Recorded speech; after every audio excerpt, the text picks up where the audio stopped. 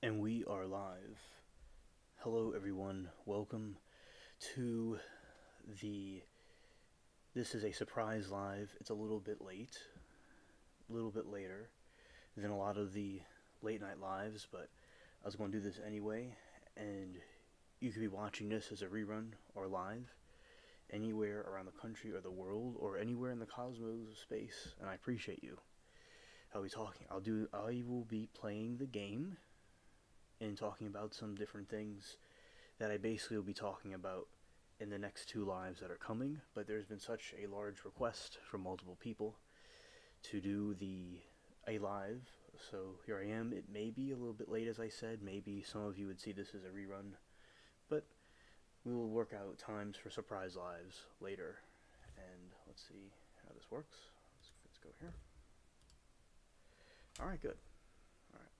Now I will be fixing up the window a little bit so you all can see me a little bit better. Well, much better. Alright, there we go. Hello, everybody. This is a surprise live. I'll be playing the game, maybe researching some stuff a little bit, and talking about some different things that have been going on. That, as I said, since this is a surprise third stream, I will be doing similar topics the next two. It was just requested. Alright, so here I go. About to get the game on. There we go. Alright.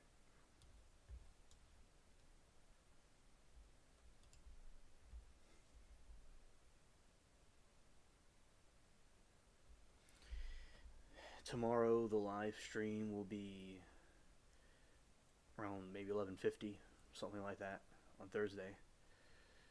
And then Friday will be around 7 p.m. Central. Yeah.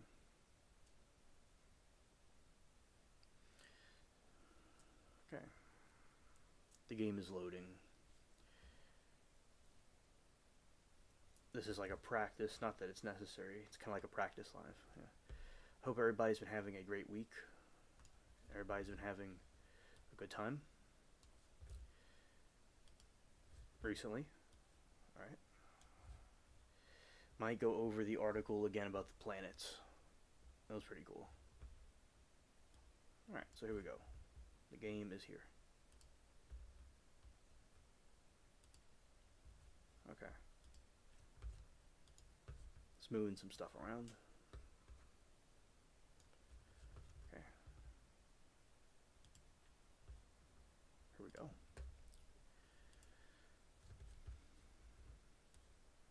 There we go. Alrighty.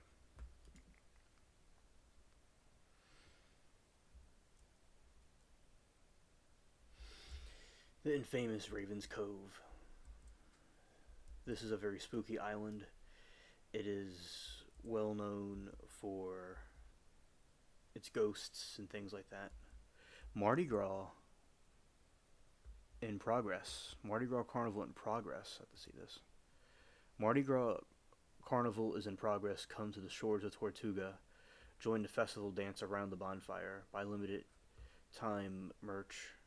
Well, I'll shout out to the Pirates of the Caribbean game for celebrating Mardi Gras, and also the Valentine's Day grenade, which I have. Yeah, this is the spooky island.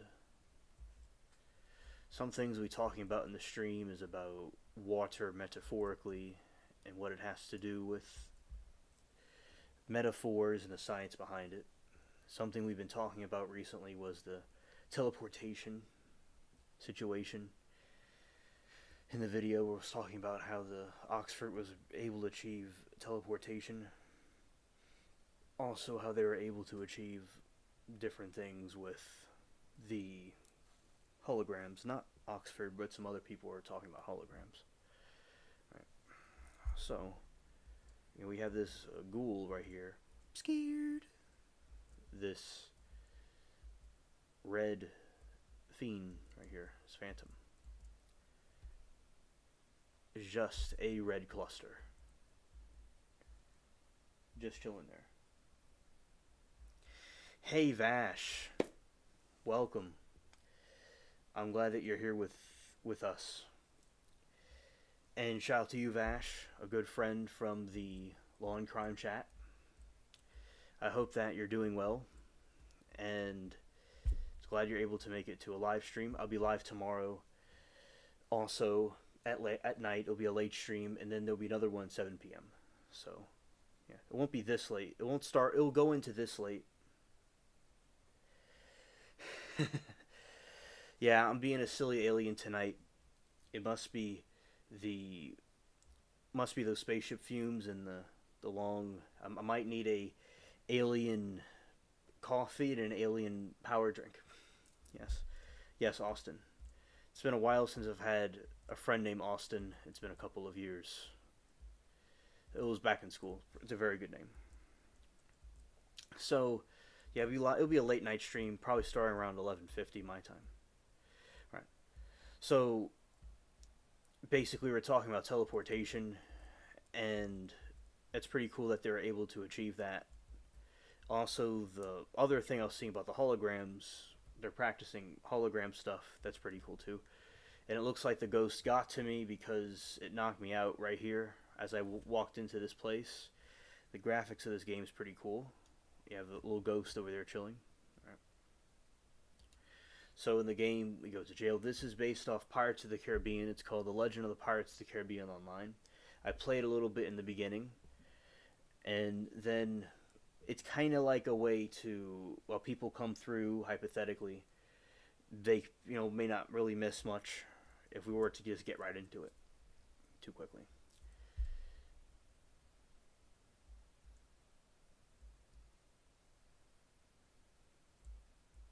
Alright, it took a little while to kick that open because the game was being silly. Okay.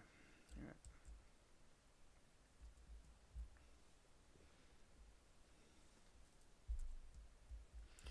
Yeah, this is the spooky island, kind of walking around it. Yeah, so basically,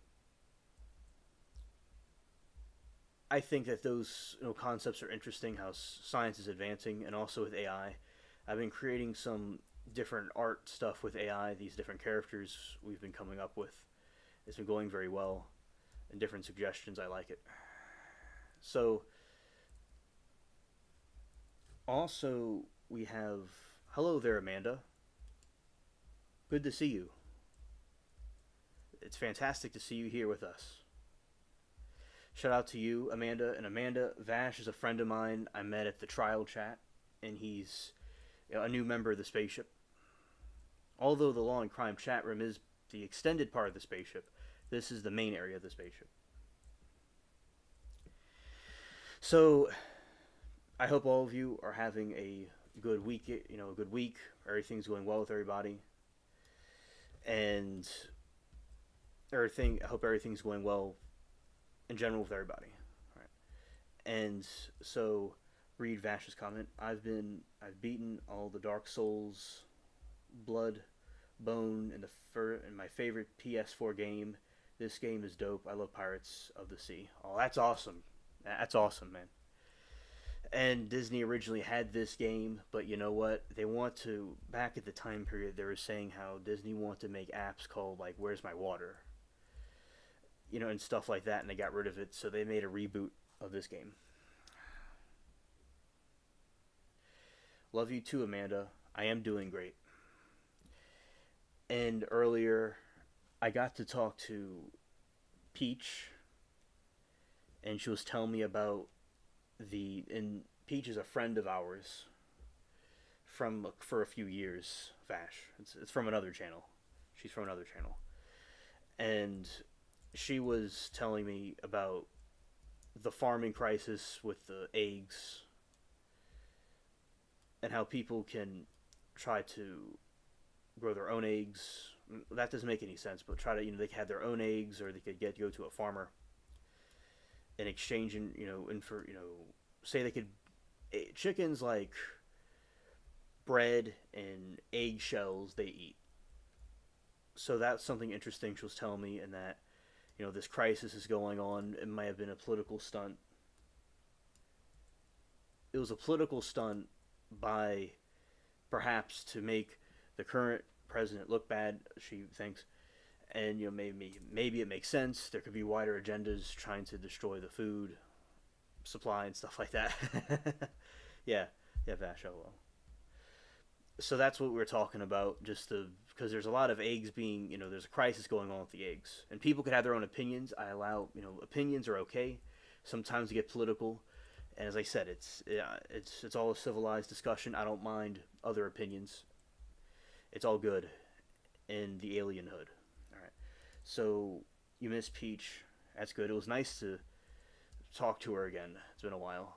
Peach, she's been hanging in there. She's been going in there. She's been hanging in there, but she's been very sad about her mother passing away. And her father went over to Arkansas to be with another woman and left her to be lonely. The chicken came first. Yeah, facts. Vash, very brilliant, always good with the facts, and I'm glad he's setting the question straight, the age-old question about that. Shout out to you, Vash.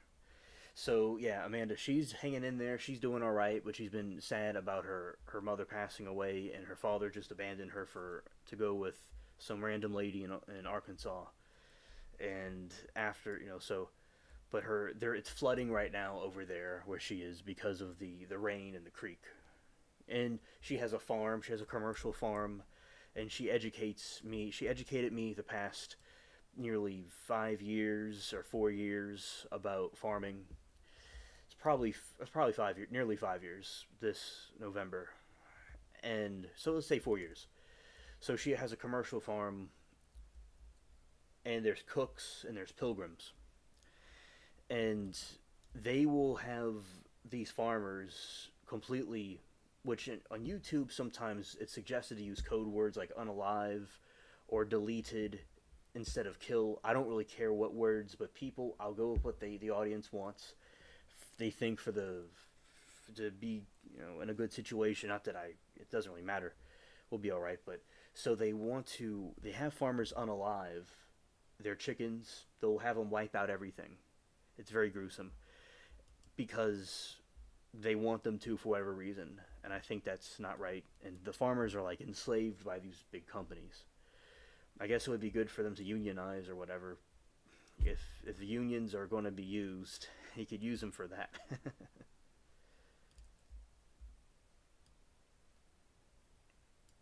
Vash said that's sad. It flooded here a year ago and wiped half of our town away. Lots of bridges down. Biggest flash flood in 100 years. Here in Connecticut was crazy as fuck. Yeah, Hurricane Katrina for me. I'm not comparing apples with oranges because I'm like, oh, poor pitiful me. But I went through a human error flood when I wasn't in it, but we went to Florida. So yeah, flooding can be really bad. Yeah. Amanda says, I don't eat eggs, only need them for rare occasions, so luckily, this doesn't really change anything for me. Well, understood, Amanda. And I have been focusing a lot on the law and crime farm, so the law and crime chat. I've been focusing on that farm rather than doing, because I was so Vash, I could, or Austin, his name's also Austin, as he said before, in the comment section. Right here, you can see it. So basically, there is a plan for me to have a little chicken farm of my own, which I may do at some point, have all the equipment that I need for it.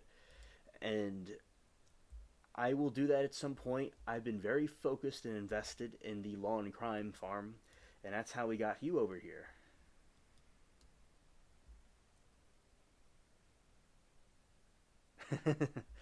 And Vash is very funny dude. And basically, so I met him. We were at there's a trial we're watching about a rapper who was betrayed, very similar to Young Thug. How Young Thug was betrayed by Woody, and I met Austin Vash there, and always laughing, having a good time, and we brought him over here. He was a very cool dude, very gets along well with the others, and very cool things about scientific stuff as well. Very smart. So yeah, it's always good to laugh and have a good time. And I'm glad that I stayed around a lot at the Law and Crime. And basically, what trials am I watching? I'm watching all of them because I've basically taken the role as like managing the chat, sort of the unofficial chat manager, and I'm in all the chats, but also I have a lot of different friend groups there that I keep up with, and they're all in these different rooms scattered everywhere. Yes, thank you, Amanda. I'm glad that you very kind words. And also, Amanda, something that brought us together on my birthday, and it's going to be my birthday on the 25th. On the 25th is my birthday. I'll be 27. And I remember, Amanda, that's where we met over at ABL, and the birthday. And you also like my garden. And Amanda, I my garden, the daikon is beautiful. It's growing very large, and I'm about to be harvesting them. And I did post a garden update, but I will post a new garden update about the daikon, about me pulling it up. I was thinking about doing a phone live about it, and I'll see if I could do that before have to harvest it. But thank you, Austin.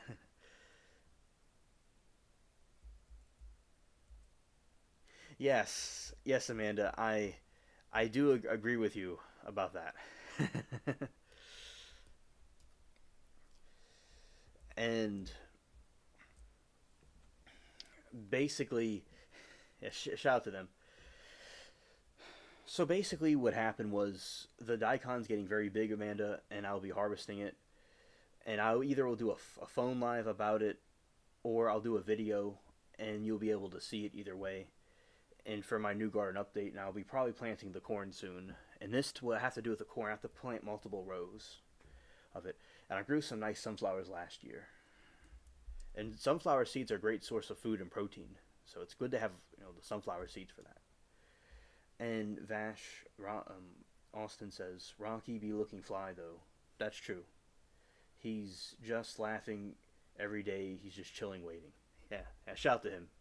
Yeah, Rocky's chilling. Yeah, and the Law and Crime people, I'm loved all over the different live streams that I attend to everywhere.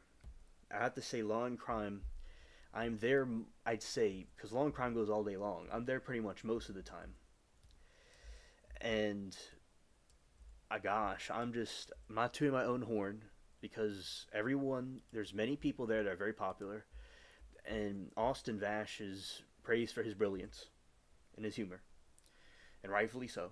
I'm not, I'm not the only one in the spotlight, and but I'm very well liked there, and they just flocked over here like a bunch of birds. But over at ABL and Smoke and Scan and different ones, they came over here as well. But the Law and Crime is the highest traffic.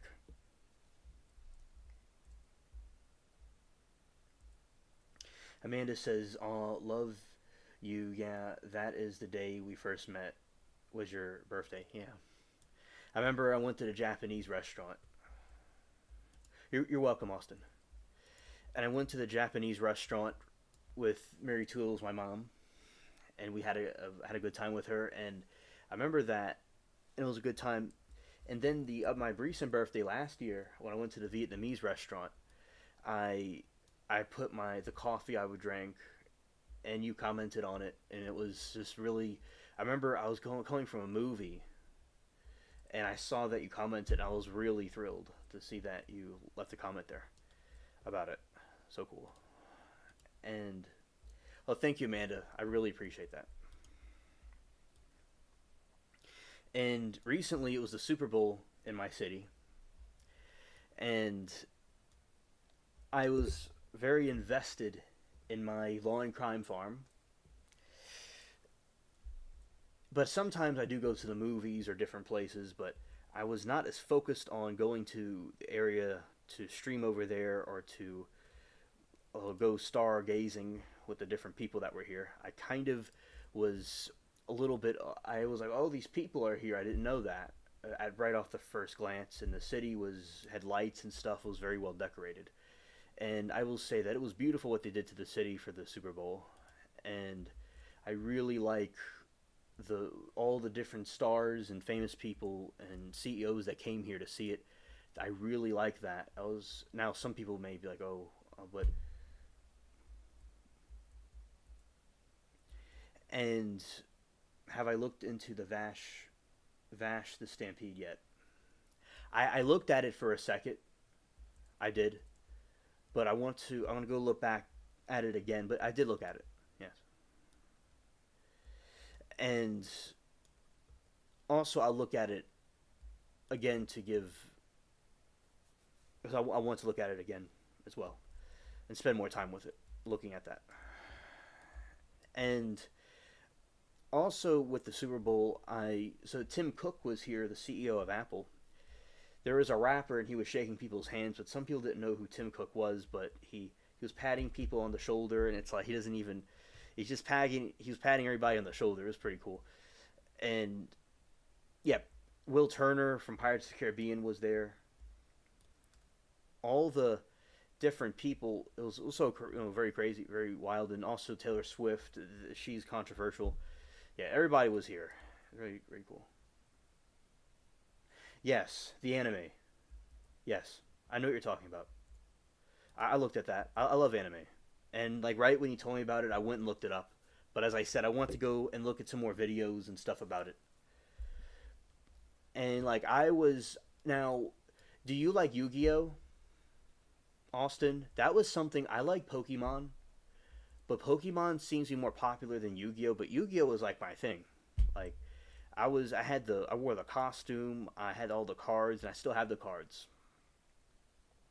And I really love Yu-Gi-Oh also, and but I love the anime.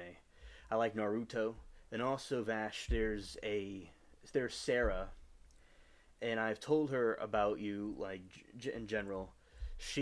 From America, but she moved to Japan with her husband. Her husband's Japanese, and talk about the humor you have and different scientific things you sent me, and she's very interested in chatting with you here.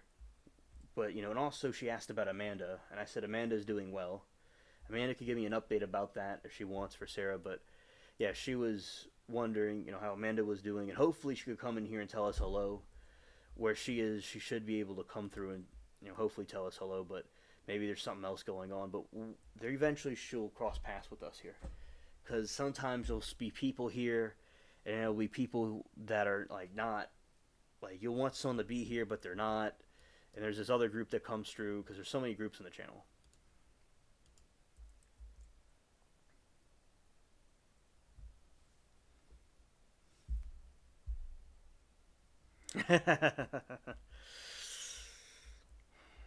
I know. Well, I know an intelligent Earthling when I see one.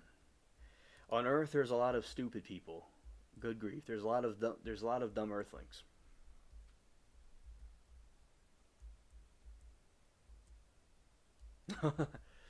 Amanda said, "Oh, I would be a millionaire if I still had all my Pokemon cards." Well, fear not, because I saved all of mine.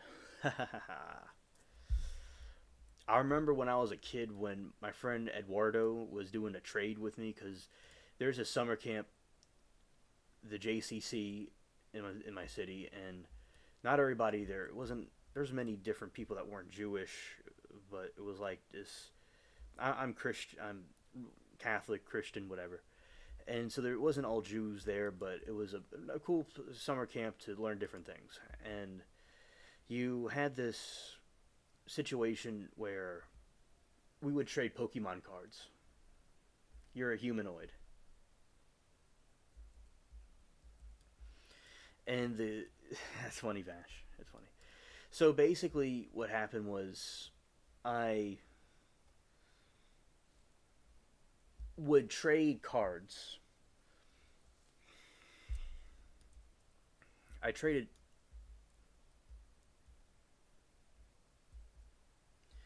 I'm Vash, not knives. Well, Vash could be a type of knife. You never know. Scared. All right. So basically, what happened was with the Pokemon cards. We would trade Pokemon cards, and Eduardo gave me a card. He said one day that's going to be very valuable. Now I understand what he means. I get it now. Because I'm thinking to myself, all right, whatever. But then it's like, whoa, now I'm like, whoa, whoa, okay. He's his brother. Scared.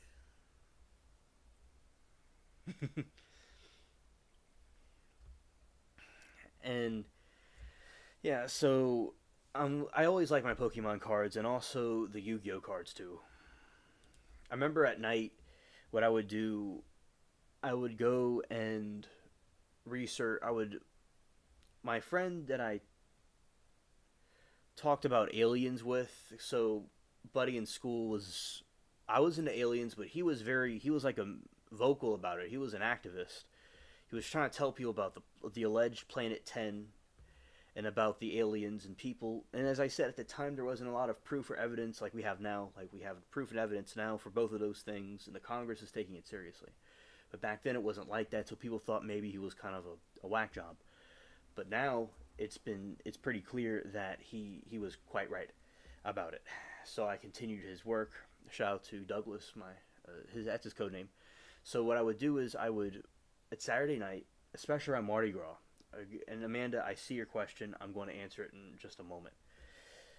We got copper bars 6, 2 silver bars. We got wheat 3. Got ivory, cotton, iron, and spices. All right. All right. So basically, at nighttime, I would go to. On Saturday, I would watch Naruto, and I would play my Game Boy. It was the Super Mario. That's the game he gave me. It was also a game that I liked, and I would watch the Naruto. That was pretty cool. I like doing that. And back at school, I would talk about aliens, and that's what we do over the weekends. At Mardi Gras, I'd stay at my grandparents' house, and it's a very classic-y New Orleans-looking house, and so I was fun doing that. So good memories with the anime stuff. And now time for questions. Was not a fan of Digimon. Which card was it? It was the miniature version of the dragon. It's this yellow dragon, and that is the one that I had. It was a baby version. It was a rare card.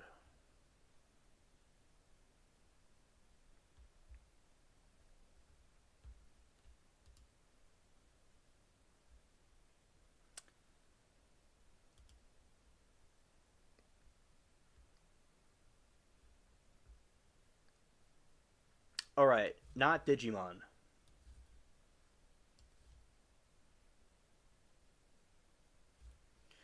I don't really remember anything about Digimon, so I guess I wasn't really the biggest fan either.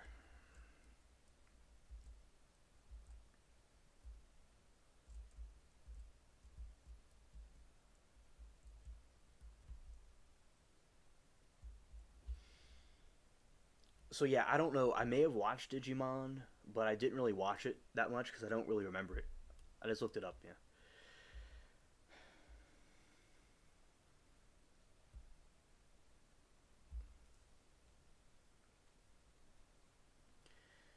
Austin says, "I hear you. I have my collection of hundreds and hundreds of Pokemon cards. I am sitting on it till I have some more money to grade. I gotta smoke. I'm in pain." All right, understood. Do what you must. And so basically, well, I cherish the cards I have. And Amanda, if you don't mind me asking, what happened to your Pokemon cards? Oh, and I remember I did a trade with the Pokemon card, and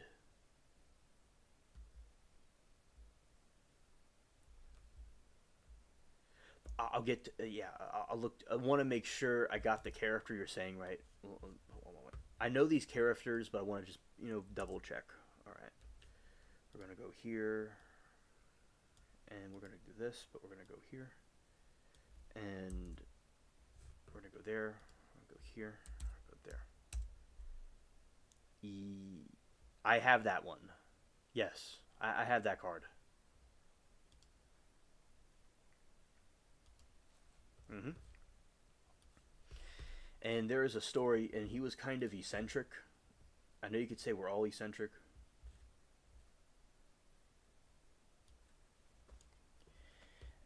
Is a first evolution. I know, I know. I remember him. I just have to. I like to double check myself to make sure I have something right.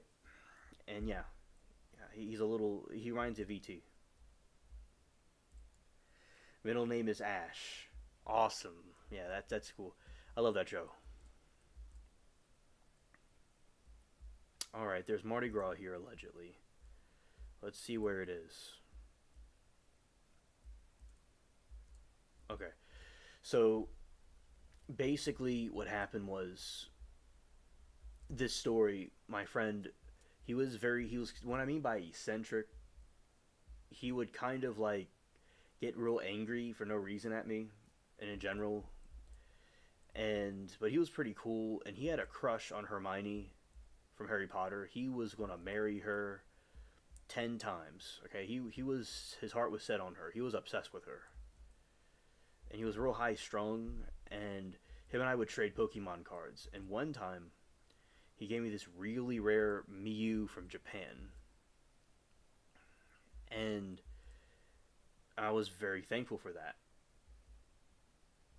And he had a bipolar slip on me, and he said he wanted the other Miyu card, and I'm just like, I never agreed to that, and he's like, he wanted the other card back, and it's like, you see, what aliens would do, maybe aliens may have done now, was I may have said I lost her, just I don't have her, left it at home or something, and then I wasn't gonna get the other Miyu card, and I don't know. I think what I could have done differently, if I didn't show I had another Miyu card in my deck, I would have still had the rare Japanese sparkly Pokemon card of Miyu. So what Alien would have done in the past, if I could, I would have taken that card and I would have put it in his shoe or in his bag or something, and pat him on the head and his curly hair, his curly head, and he would have. And right now, I could show you all right now on the screen. If he wanted it back, I'm not gonna. I was like, all right, but maybe he would have done something differently. So basically, you see, the guy had a way about him. When you give someone a gift, you don't just give it back. So what I think he did was, and my theory was, I recall this other incident vaguely. Maybe his parents or his family didn't want him giving it to me, and he needed it back, and it's understandable. Like, he didn't have permission to give it to me. I think that was another issue. I remember that's like he was like, "Give it." See, I'm so charming and so such a cute alien that people can't resist me, and he had to give me his Pokemon card. But I traded other cards with him that are pretty good. The Trigun introduction. That'd be cool to watch. And Amanda says, "Oh, I was dumb and just gave them all to my niece and nephew, and they just destroyed them. Ouch." I rebought all the Gold Burger King Pokemon balls. Remember those? Shout out to the balls, the manifolds. Yes, I know what you're talking about. I have them somewhere. Amanda, you need to. This is a joke, Amanda. This is a joke. You need to. Your niece and nephew are indebted to you the rest of their lives. They need to clean your house. They need to clean your. I'll be more specific. They could clean your living room, and they need to pay. They owe you $1 million. You need to sue them. That's a joke, but they need. You own them. Because they destroyed those. They destroyed $1 million. I mean, Mr. Krabs would be crying right now, and there'd be sad like accordion music. and he'd be crying right now until the next year. If but yeah, as I said, Amanda, it's all good though. Lessons learned. Lessons learned. You have to. We all take L's, and we could learn lessons. I like the Rugrats. I remember the Rugrat watches. I don't know where they are.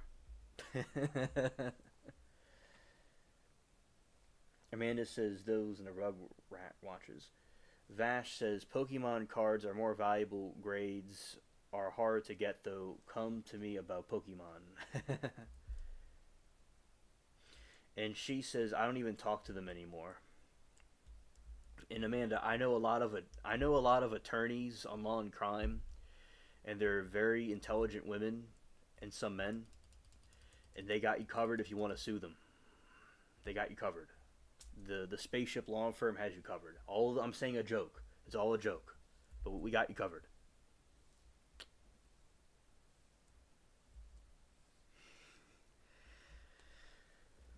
They got banned for life. Life can stab hard like a knife. It's time. Sometimes we take L's. That is just a part of life. Having Pokemon cards ruined. People like that are not my type. They will be vashed out of nowhere, vanish out of sight. I kept my Pokemon cards safe and sound, and the Yu-Gi-Oh cards too. That is all right.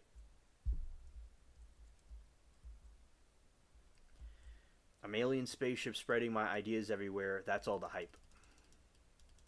Amanda says, only person I talk to in my family is my brother for his birthday and Christmas.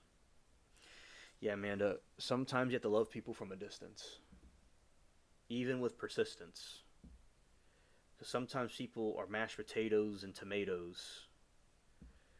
Sometimes people are mashed potatoes and tomatoes. You just need to throw it at them.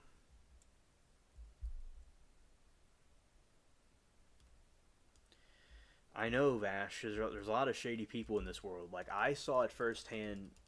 I mean, when I first watched trials, I watched the Amber Heard trial. That's how I got at Law and Crime. And Vash, you probably heard, because you rewatch my streams, so you've seen me say this before a billion times. Everybody's heard me say this old story a billion times, but I'm going to say it a billion times more. Time to break dance and touch the floor. I have a chorus. That's hardcore. All right. I'm about to burn this whole spaceship down if I keep dropping bars like that. I gotta calm down. Austin says he hates Amber Heard. No facts. Well, welcome to my world.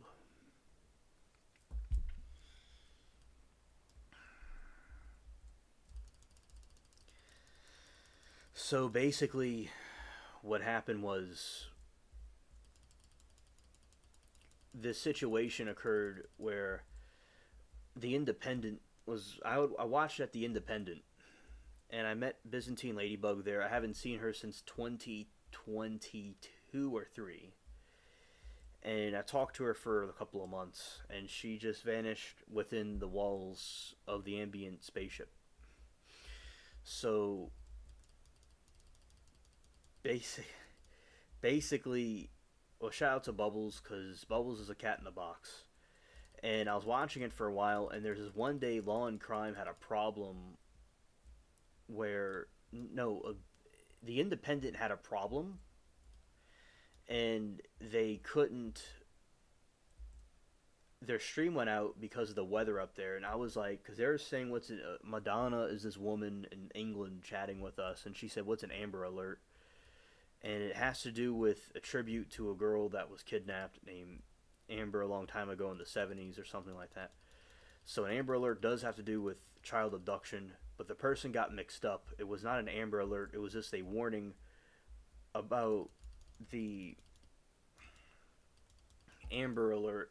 It was just simply a tornado warning. And with the tornado warning, they would. I'm being a little bit winded here, but yeah. So there's a tornado warning, and they didn't know. They thought it was an Amber Alert, but I'm like, an Amber Alert and a child is missing. And then Byzantine Ladybug had it right in all caps because it was the chat was going so fast. She told me that she's in West Virginia and it was simply a tornado warning.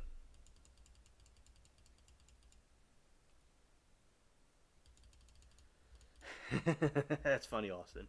Yeah, and love you, Bubbles. Yeah, shout the Bubbles, Amanda. Yeah, and then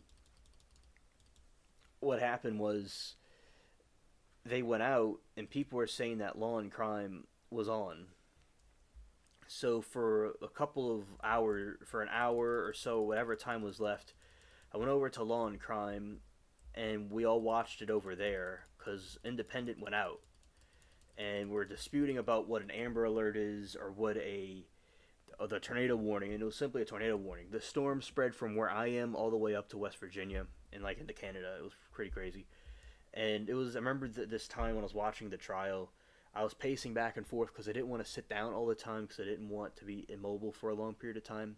And it was dark and kind of cold in the house. It was nice, and it was storming. And she, the TMZ was being interviewed, the TMZ dude, and she, Amber Heard's smartass attorney said, her saggy statement. She was just like, you know, you got your 15 minutes of fame.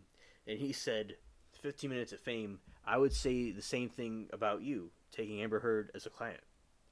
And I remember I was like walking back and forth and listening, and I was like, I walked right back in here to this chair where I am when I heard that. I saw it happen, and there was a guy in the back, like with mute was pressed, but he was like, "Oh, roast," and the whole chat was going. It was crazy. It was like, wow, wow, this is insane. Everybody was like hysterical. I was hysterical. He ended her whole career, and she said, argumentative. Oh, she got nailed in her coffin with some Timu nails that will not come out. Lordy, lordy. That was something else.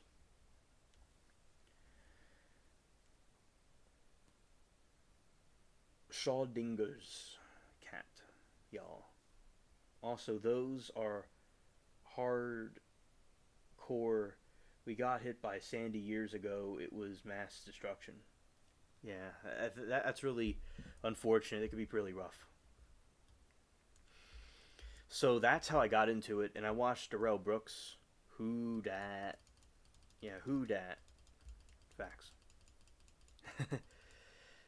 Who dat said they're going to beat the Saints? That's another saying down here.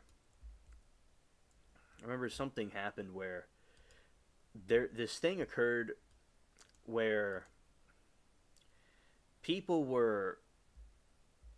I was watching Darrell Brooks, and our channel was just growing, and a lot of people from over there since 2022, people from that channel have been coming here to the spaceship.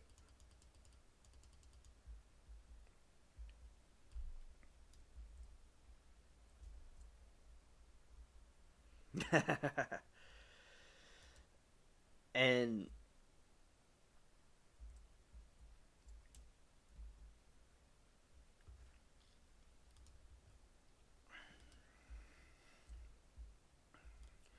yeah, so basically, I thought, and Darrell Brooks was a moron, and I kept watching it, and and then Pam, you wouldn't know who she is, I don't think, Austin. She doesn't go there anymore because I'll tell you why, but she, very cool lady. She wanted, I was there sporadically after Darrell Brooks, and she was just like, she wanted me to stay around and chat with him more.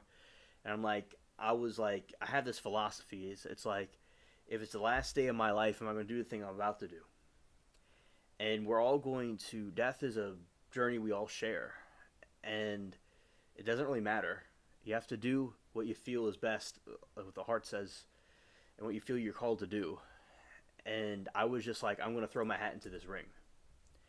And I've been there since the whole time, and I do not regret it. Like any love story, it gets better and better with time.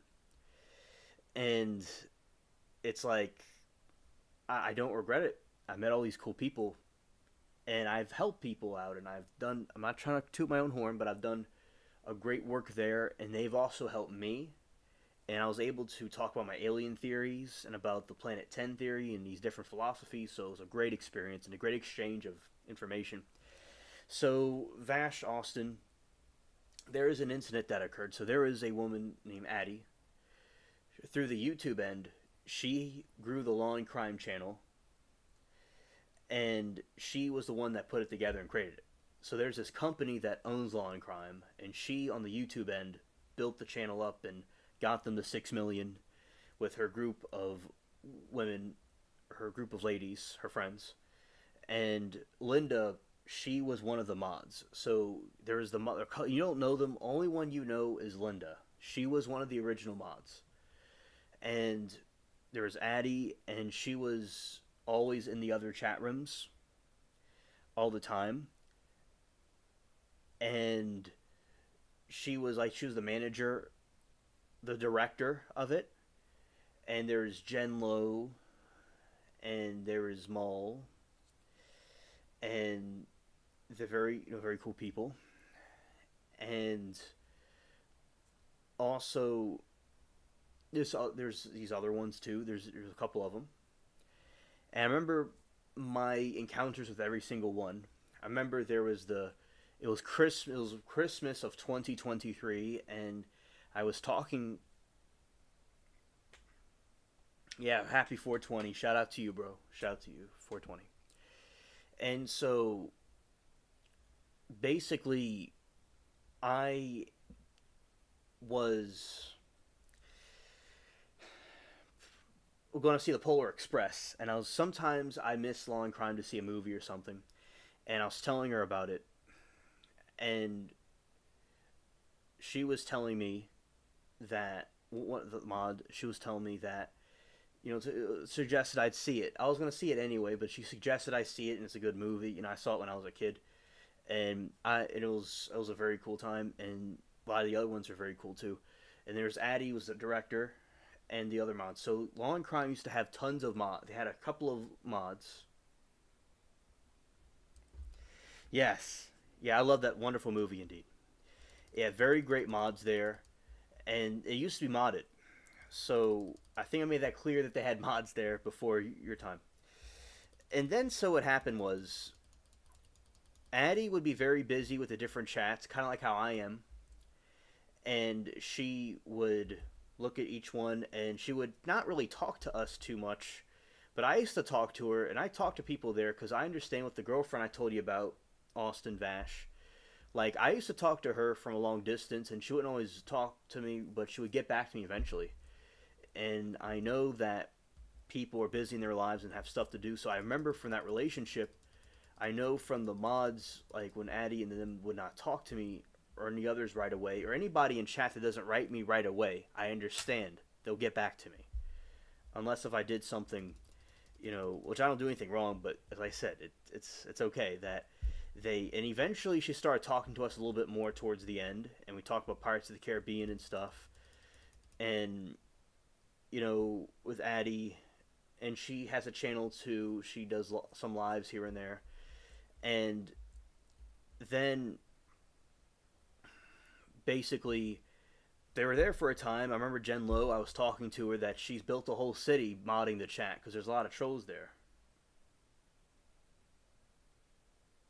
Yes, human nature, absolutely. Yes, indeed. And it's a circle of life. It makes us who we are. So then there's a situation that occurred where Addie and her mods were taken out. I remember the day before. I uploaded a possum short, and we're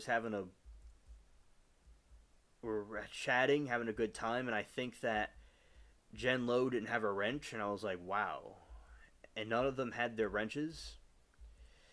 And we find out later, everybody was hysterical and saying, where's Addie, where's the mods, and they're deleting comments and stuff.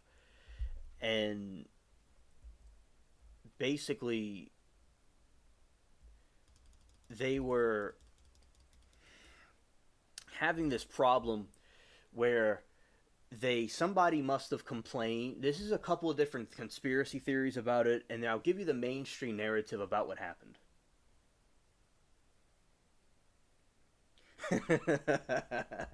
I like that. I like that.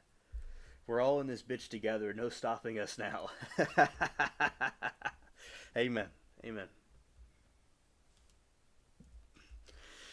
So basically,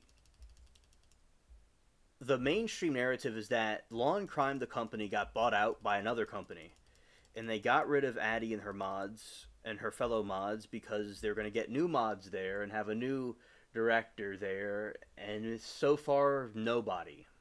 There's nothing. It's just a ghost town. Wu Tang Clan again and again.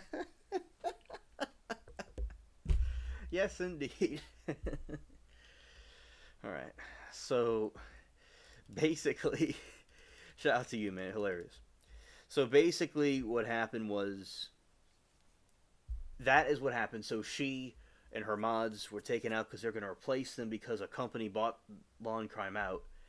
But as I said, I looked in their website and all the CEO is still the CEO, and Kathy with the C Kathy with the C, she's a mod and she's a director of Law and Crime for a couple of years. So this concept of them being bought out by somebody, I don't know how true that is. So this is the what Addie herself said.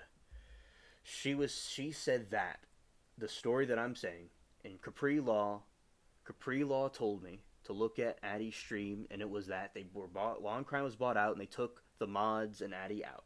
Okay, that's what happened. Mainstream narrative. That's what happened. But let's get down the rabbit hole.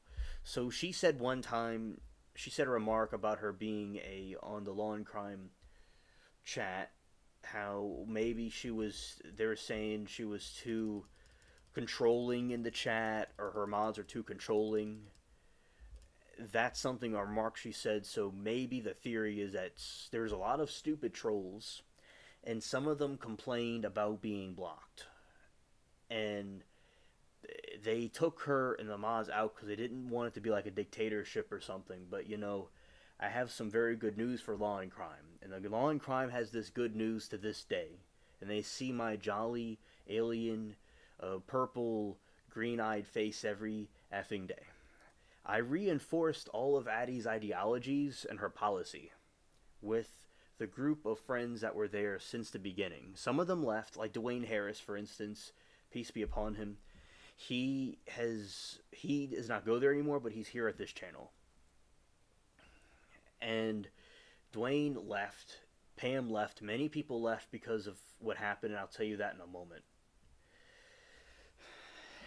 And basically, I reinforced the rules and the policy. Even though we're not mods, they can't take us all out. And I think Law and Crime likes me a lot, and the other people like me there too. But I reinforced her policies. I reinforced everything. So I'm the uncrowned director of it.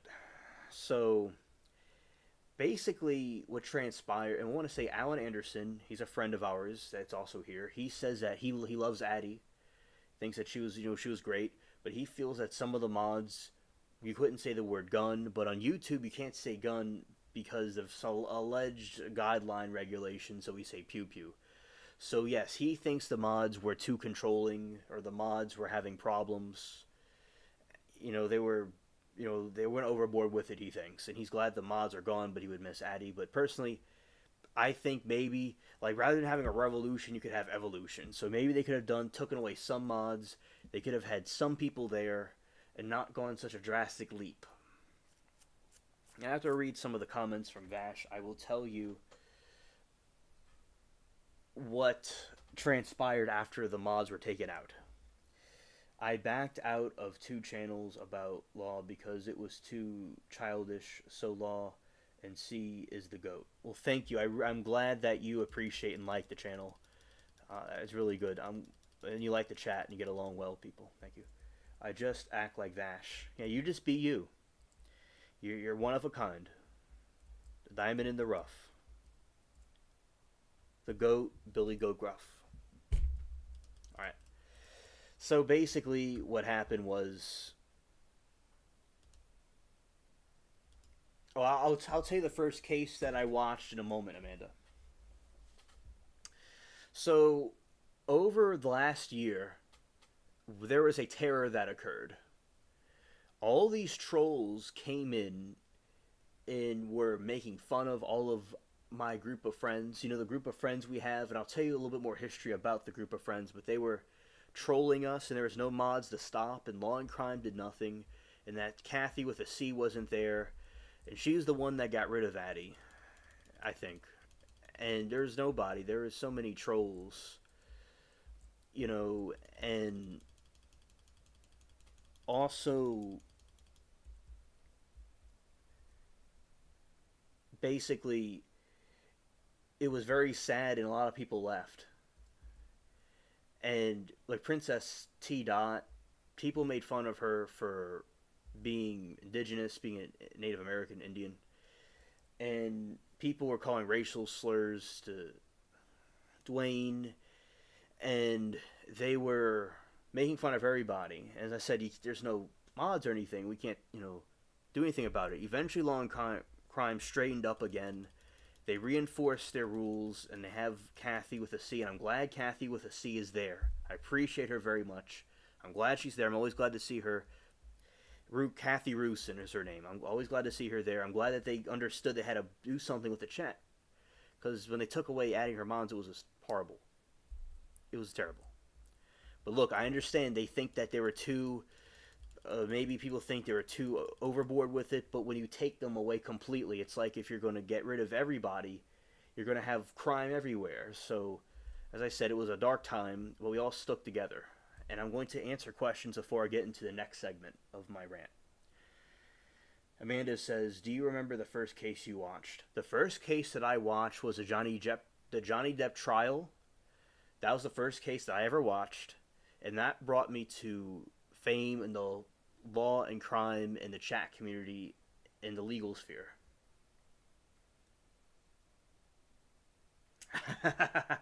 Yes, you are, Austin Fash.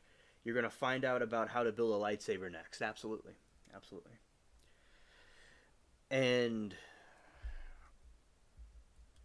also, basically, there was this. So, I was the Johnny Depp trial. And that's how I found Law and Crime. Thank you for your question. Alright, so there is the group of mods. Alright. And they were friends, and then a group next to the mods, that's right next to the mods, saying the hierarchy. Not saying there's a hierarchy, but let's just say in a hierarchy, hypothetically. There's the mods on top, and then you have this group of friends that was very close to the mods. And it was Dwayne Harris and Pam and Alexa Rose and Kathy Smith and a couple of these different people. That group of people that I'm friends with now that's gotten bigger and bigger and bigger over time, that was originally the cast of group that was very close to the mods. It was us two. And what we used to do right before things got bad, and there was Deanna. She was another one that was there. We used to act roles and be different characters, and we used to do act different roles and be like different movies and stuff. And we used to say jokes and witty jokes and comebacks, and Mike Morrow was part of the group too, and he's still part of the group. So some of these people you know in chat because you still see them there to this day, because some of them stayed. And we used to joke around and have a good time. And now I expanded the group, made it bigger, and now there's Joyce, and there's 49ers Mama, there's Rebecca Willis, there's Karma B that comes in sometimes, and there's 666. And I was able to expand it, so I worked on what the mods and that other group did, and I continued it and expanded it. I'm not a mod. I don't get paid to be there. I'm just Joe Schmo the Alien, the brother of Elmo, and cousin of Emilio. And so, but I took that role on me, and it's what all the people in the chats love to see me, and I stay up all night. And the other night, I was staying up all the way until 7 in the morning to tell the chat good morning. And then I went to sleep for a few hours and came back. And I remember I made a new AI creation. I made the Dolph. So look, I'm gonna answer what y'all are saying. We'll take an intermission for a brief moment. We now owner, mod, member, viewer. Facts. There you go. Hilarious Vash. Now we'll resume back to the program. So I've been creating these AI creations, and also we have this. So Marie, she's a friend of mine from Creature Feature, and she's from Germany, and she was here, and we were talking about king cake, and we are talking about this other cake from Germany, where it's kind of like a beehive cake, and it was from these Germans that they're being invaded by a competing village, and they threw beehives at them, and they made and dedicated a cake after them. So she came up, and I said, like, you have to train your bee, like how you train your dragon, and she said the superhero bee, or I said it or something, or we both did, and I created an AI of the superhero bee. It's on my channel. It's a picture of the AI superhero bee. So I've been creating these AI characters, and also when I was doing the Snow Live about the Space Yeti, I created that one. And this other time yesterday, another Kathy, a new Kathy I met with a K, another Kathy. I saw her and I were talking about the short I did about the moon, and the moon.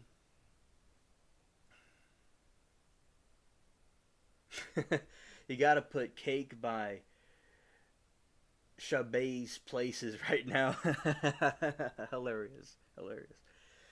So what I did was I she was telling so this other Kathy was telling me she saw shapes in the clouds, and she saw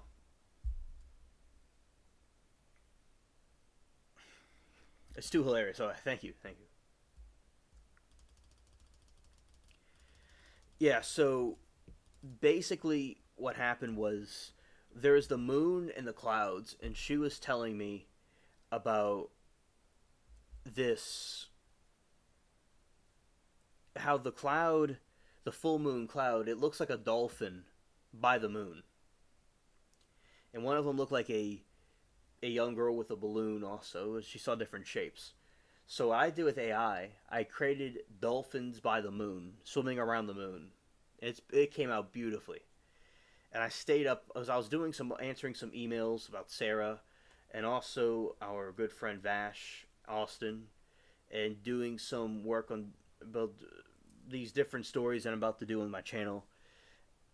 Oh, I remember what I did. I made a video on the teleportation from Oxford. I did that, and then it was going to be 7 in the morning, and I said, "All right, if it's the last day, if I wasn't going to wake up after I went to sleep, I better do this now."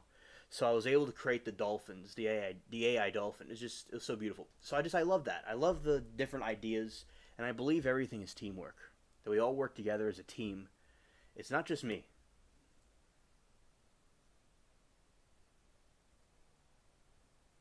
How to Train Your Dragon is your first DreamWorks work. Thank you for the suggestion. I'll look at that. Cake by Shabazz Places. All right. Thank you. It's noted on the record. We'll look at it. I'll look at it. So yeah, I love How to Train Your Dragon, and the new movie's out now. Or it's gonna be coming out.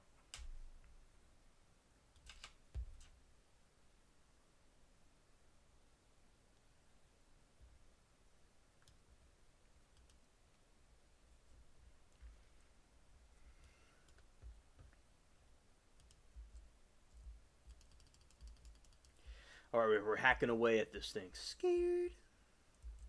Yeah, so that is some background about the Law and Crime history. And, Addie put that together, all that together, and she was, since 2015 or 16, and it's an honor to continue on it. And I did some different things in my time, and I really wanted to focus on Law and Crime and the chat. I want to focus on them. I wanted to focus on everything's there. Because remember, like with the Johnny Depp trial, I asked myself that question, that daring question, because it's like I had to do it. I just had to, and I just trusted dots to connect. My grandpa had something with his rentals and stuff, and I help him out with it here and there. But I kind of I don't do it as much as I used to. I kind of contracted and I do my own thing now, but I help him with around here with stuff. And yeah, I just sometimes it was like I had to do this, and that's what you always have to ask yourself. It's the last day of your life. Would you do what you're about to do? You know, if you live each day as if it were your last, one day you certainly will be right. By Muhammad Ali. And you have to. That's what I did. And as I said, Vash, Austin, I'm glad to have met you.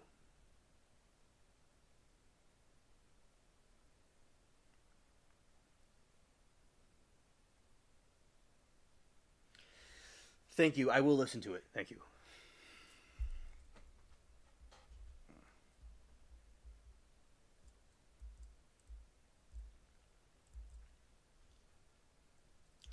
During the Super Bowl down here, they had a destroyer, a warship, and they had so many people from the military here, and a very strong police presence to make sure everybody was safe because there was just an attack that happened, and New Year's, and also the president was going to be here, and everybody was going to be here. It was really wild, really wild. All right, all right. And now, what I'll be doing is I'm going to do some research on some things. We're going to research. I'll tell Vash some things that I've told some of you before. All right. So I'm going to switch over to the other window.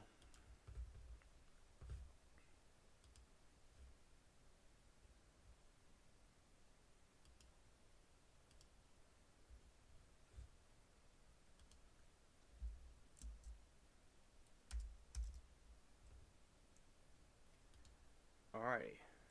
So, okay, here we go.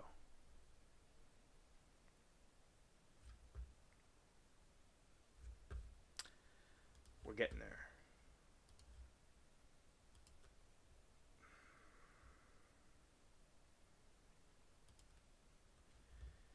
Alright.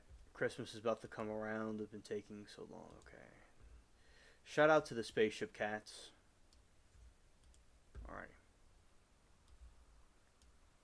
Alright. I'm going to tell you, Vash, about something that I talked to the others about here, about a different planet. It's okay. It's all good. It's all good. There's smoking rooms of the spaceship. You're doing all right thing.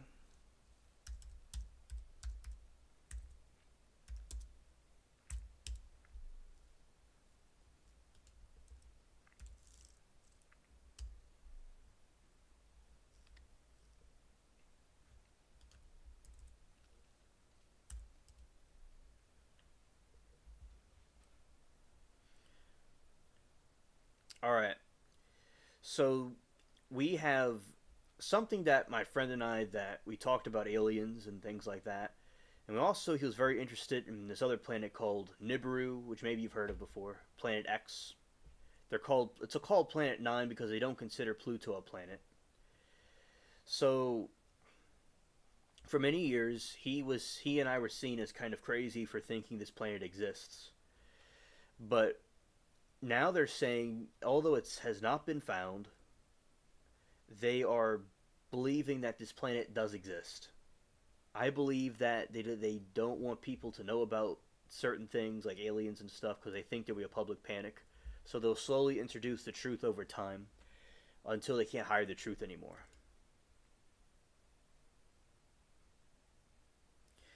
In the AI overview about Planet 9. No, Planet 9 has not been directly observed, though there is evidence that it may exist. Planet 9.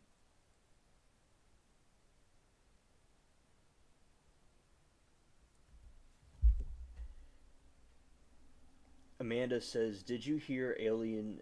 They discovered a planet near Neptune that they didn't know about." Well, Amanda, we're gonna have to after read these little snippets. We're gonna go look at that right away. Planet 9, also known as Planet X, is a hypothetical planet that scientists have been searching for in the Kuiper Belt for over a decade. Computer simulations have helped narrow down the search area, but the planet is still too faint and far away for most telescopes to detect. Evidence suggests that an unseen gravitational force is arranging the orbits of distant subplanetary objects in the outer solar system.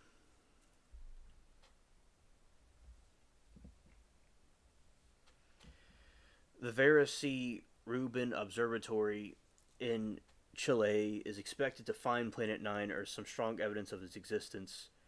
A small team of planetary scientists published a paper on the ARXIV pre-printed server in April 2024 that reported possible new evidence for Planet 9. Alright. So we're going to... I grabbed a line from the top of the roof here, and this shit slapped my head. I know some of the story. I watched your full vid on the encounter. You watched it. I'm flattered. I'm flattered.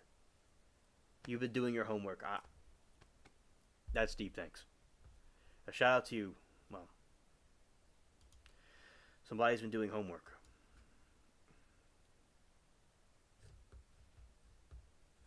Okay.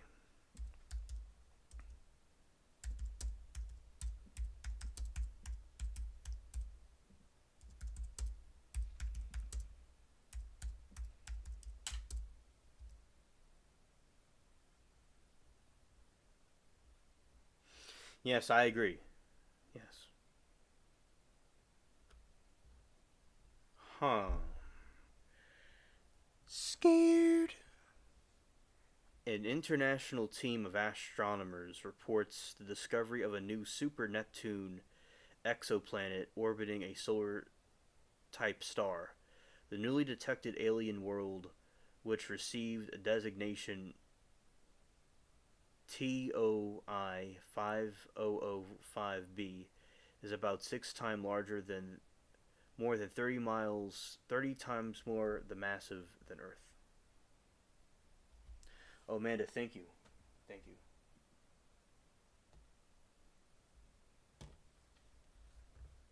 All right.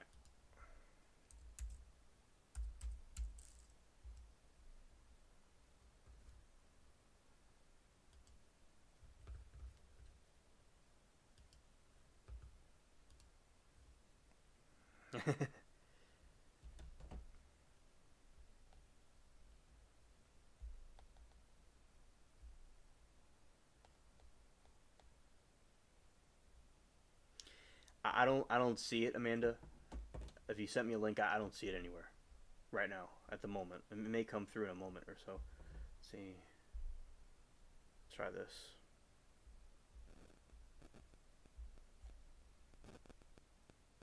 Okay, I got it right now. I just got it.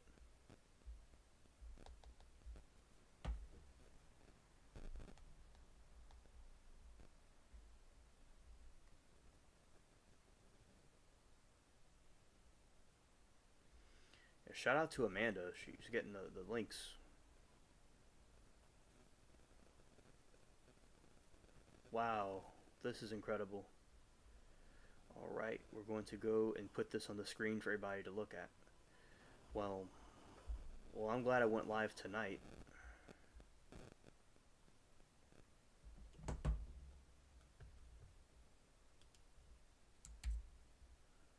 Alrighty.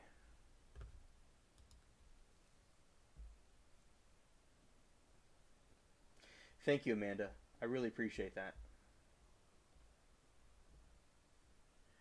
Trigoon time. Alright. Oh, and Amanda, I want to tell you that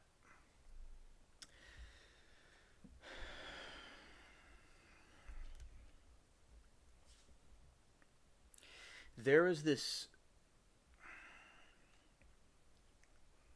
situation that happened. So the other day, Amanda, I got a comment from this lady, and she was saying about how there is the sound effect that I did about the green comet, the dragon comet. No, it was the green comet. Basically, the person told me that went into their bathroom very dark and listened to the track that I made about the comet, the green comet, and it was just great. So people are really liking that one, and I remember that memory with you when you sent me the link about the green comet a couple of years ago. So yeah, people are enjoying it to this day. The soundtrack. People have been making shorts about my music I've been making. That's so cool. That's really cool.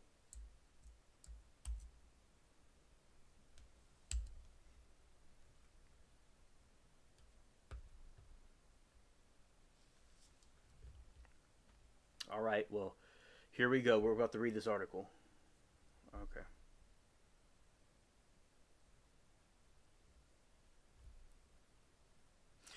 Beyond Neptune. Beyond Neptune, NASA excited by new colossal ghost planet that defines science. NASA has finally confirmed the existence of WASP 193b, and hold onto your space helmets because it's a very big discovery. A giant ghost planet that shouldn't exist, according to the experts.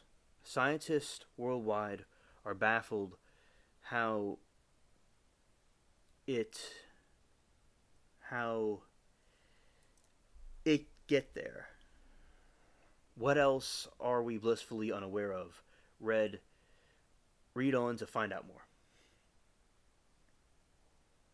Thank you, Amanda.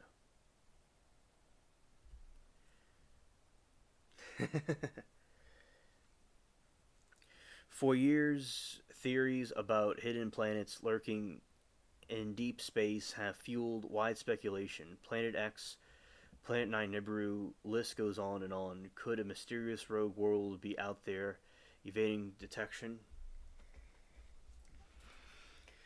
Could science be missing something massive, something it can yet understand or explain? Is there a planet beyond Neptune? Now, NASA backed astronomers have found something so strange, so unexplainable, it's throwing planetary science into complete turmoil. Meet WASP 193b, a colossal puffy giant that defies every rule in the book. It's 50% bigger than Jupiter, but barely there are at all, floating like a cosmic ghost that lies beyond Neptune. Scientists admit that they have no idea how it formed. No existing theories can explain it. It is a missing link in planetary evolution, a glitch in the situation, proof the universe is playing tricks on us. The deeper we look into space, the weirder it gets.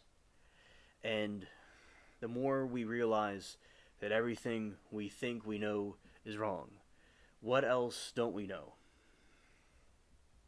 What is the new planet WASP 193b? You heard it in 2017. Scared. Amanda, you never end to amaze me. All right. Always, I'm so glad you sent me this. This is the next big thing from when you sent me about the green comet. This is a really great time. Wow. What is the new planet discovered by a team of MIT University of Leger in Belgium, and other institutions. This colossal oddball and 50% larger than Jupiter, but barely has any weight to it. Scientists describe its density as absurdly low, comparable to a literal marshmallow drifting through space.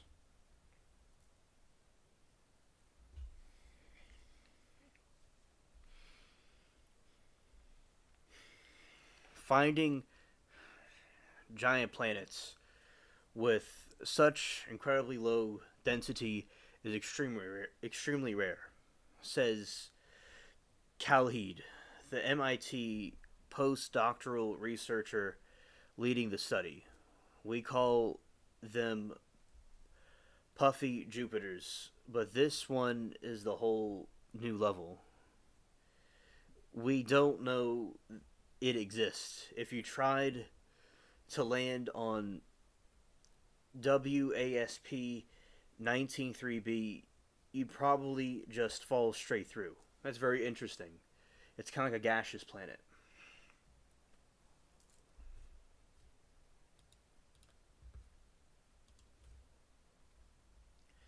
Among 5,400 exoplanets discovered so far, and this is synchronicity because with Sarah, I was just talking about exoplanets and how Nibiru is an exoplanet.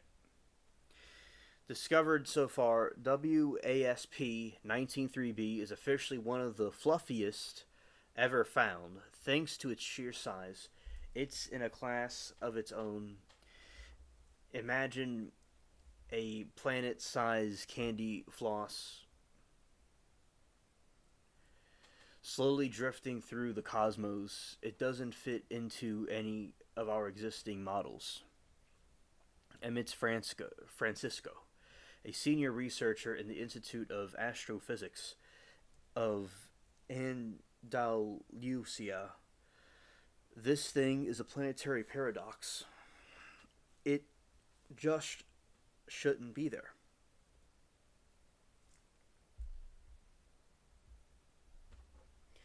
Hidden planet beyond Neptune found using wide angle search for planets. Love, peace, that's Vash. Absolutely. Yeah, shout out to you, Vash Austin. Astronomers first spotted the planet through the wide range search for planets, an international collaboration that scans thousands of stars orbiting using robotic telescopes, their job catching hidden planets when they pass in front of their hot stars. And boy, did they hit the jackpot with this one.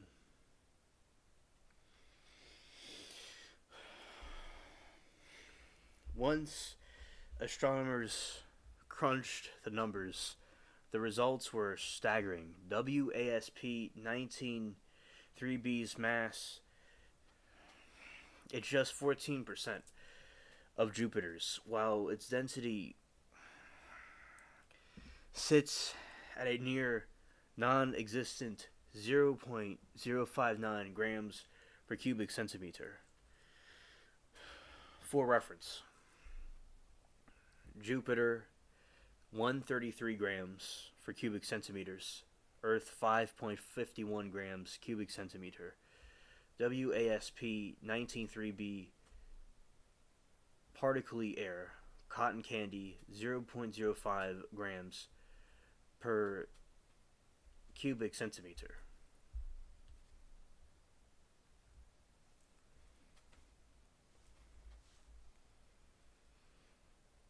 Yes, you read that right. The planet is only slightly denser than cotton candy. Scared. Man, I've been waiting for years and years for this. This is incredible. People say that there's nothing beyond Neptune. There's comfort. Man, a teacher said it wasn't there.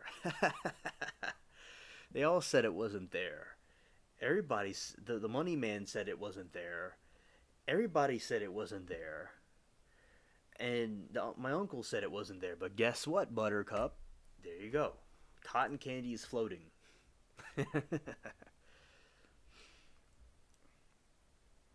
WASP 193B.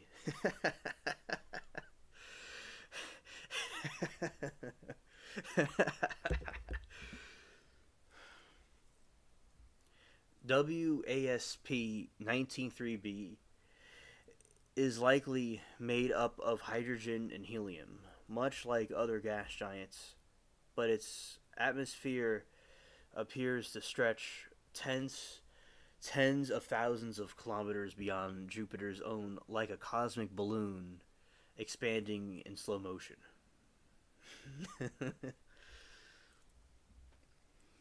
More questions than answers. The research team is deploying a special technique development by MIT's Julian D. Witt, which will analyze. Just call it WASP. Yeah, we'll call it WASP.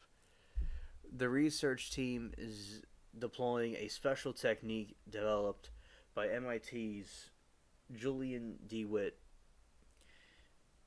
will analyze the planet's atmosphere to determine its temperature, composition, and pressure with different depths.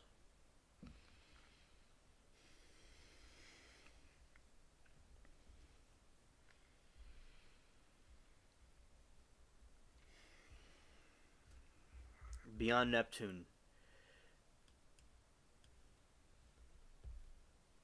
finding a new planet really gets me. It really gets me.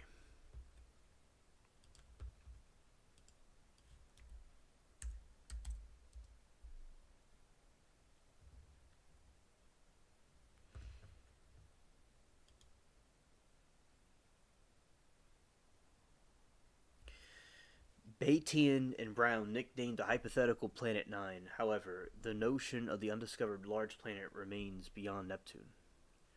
It has been investigated multiple times in past centuries. Wow. They finally found this. They finally found this effing planet. Anybody, with all due respect,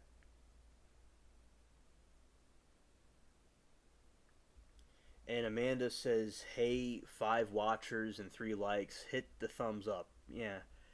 Shout out to y'all for watching and hit that like button. I would really appreciate it.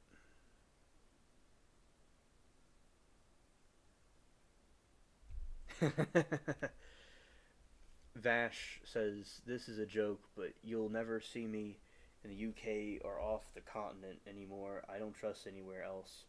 I agree. And England's having some problems right now over there. Yeah.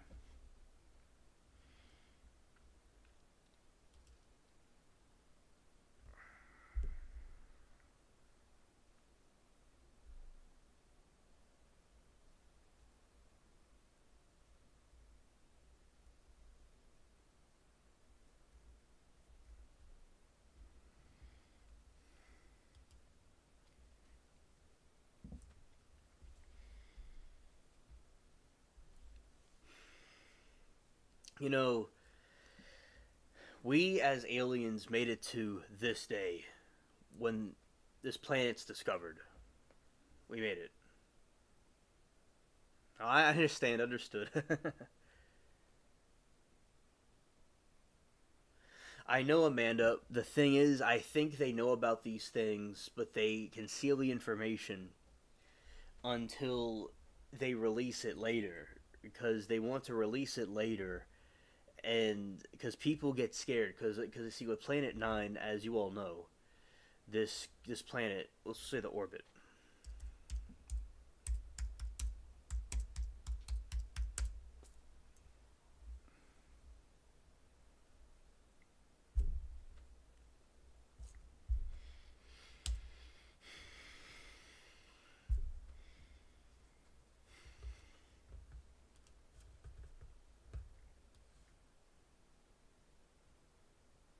All right, gonna put this here.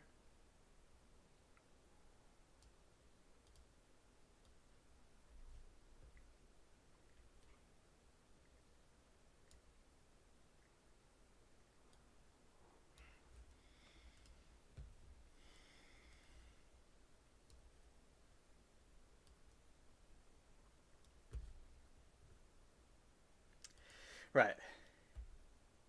So basically, would you all know this already?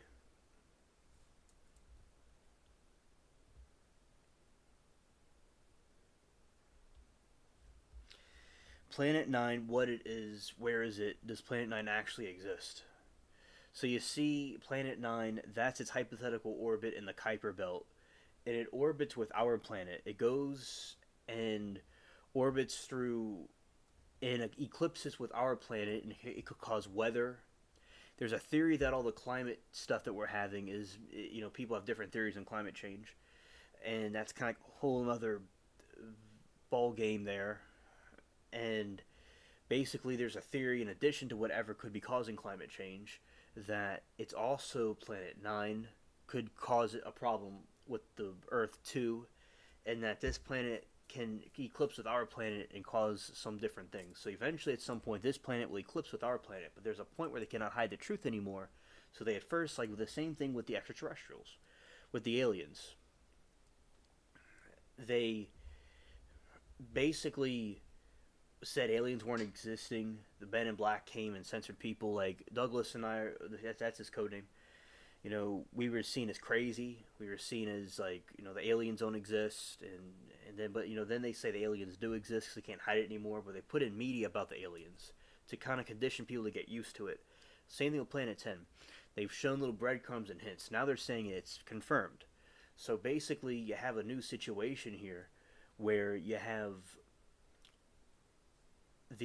finally they're saying it's there because they probably knew the whole time. They have galaxies far, far away they've seen. They can't see something in the backyard. So maybe they finally found the needle in the haystack, or maybe they said if this thing goes towards our planet, it could cause a problem. It would cause people to get scared. Same things with the aliens. They have technology we don't understand or have. So it makes them scared. So that's the explanation about it. Also, I want to do a recap on Sepro.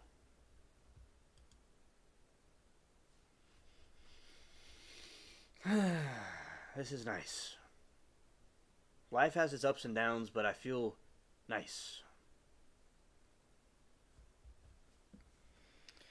So, yeah, that is the planet. How it would orbit by our planet. And its theory is that this planet was kicked out of our solar system, but it travels through an eccentric path towards us.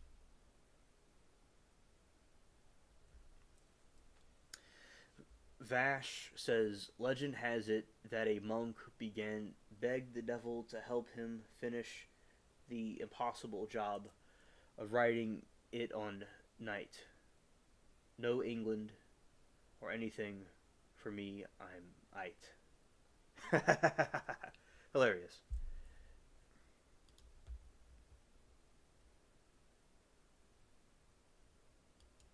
The book is still a thing. Thank you for sharing.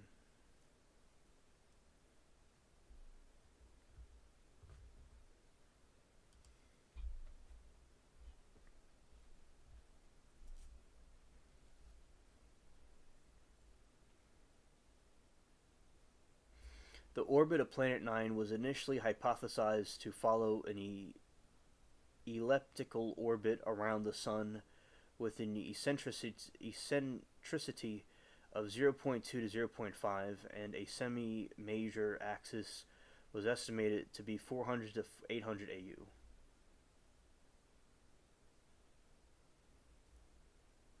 It's 500 page. It's 600 pages. Whoa! Wow! Wow! That's nearly 1,000. And its semi-major axis was estimated to be 400 to 800 AU, roughly 1326 times the distance of Neptune to the Sun. Here's another depiction of it, of the orbit.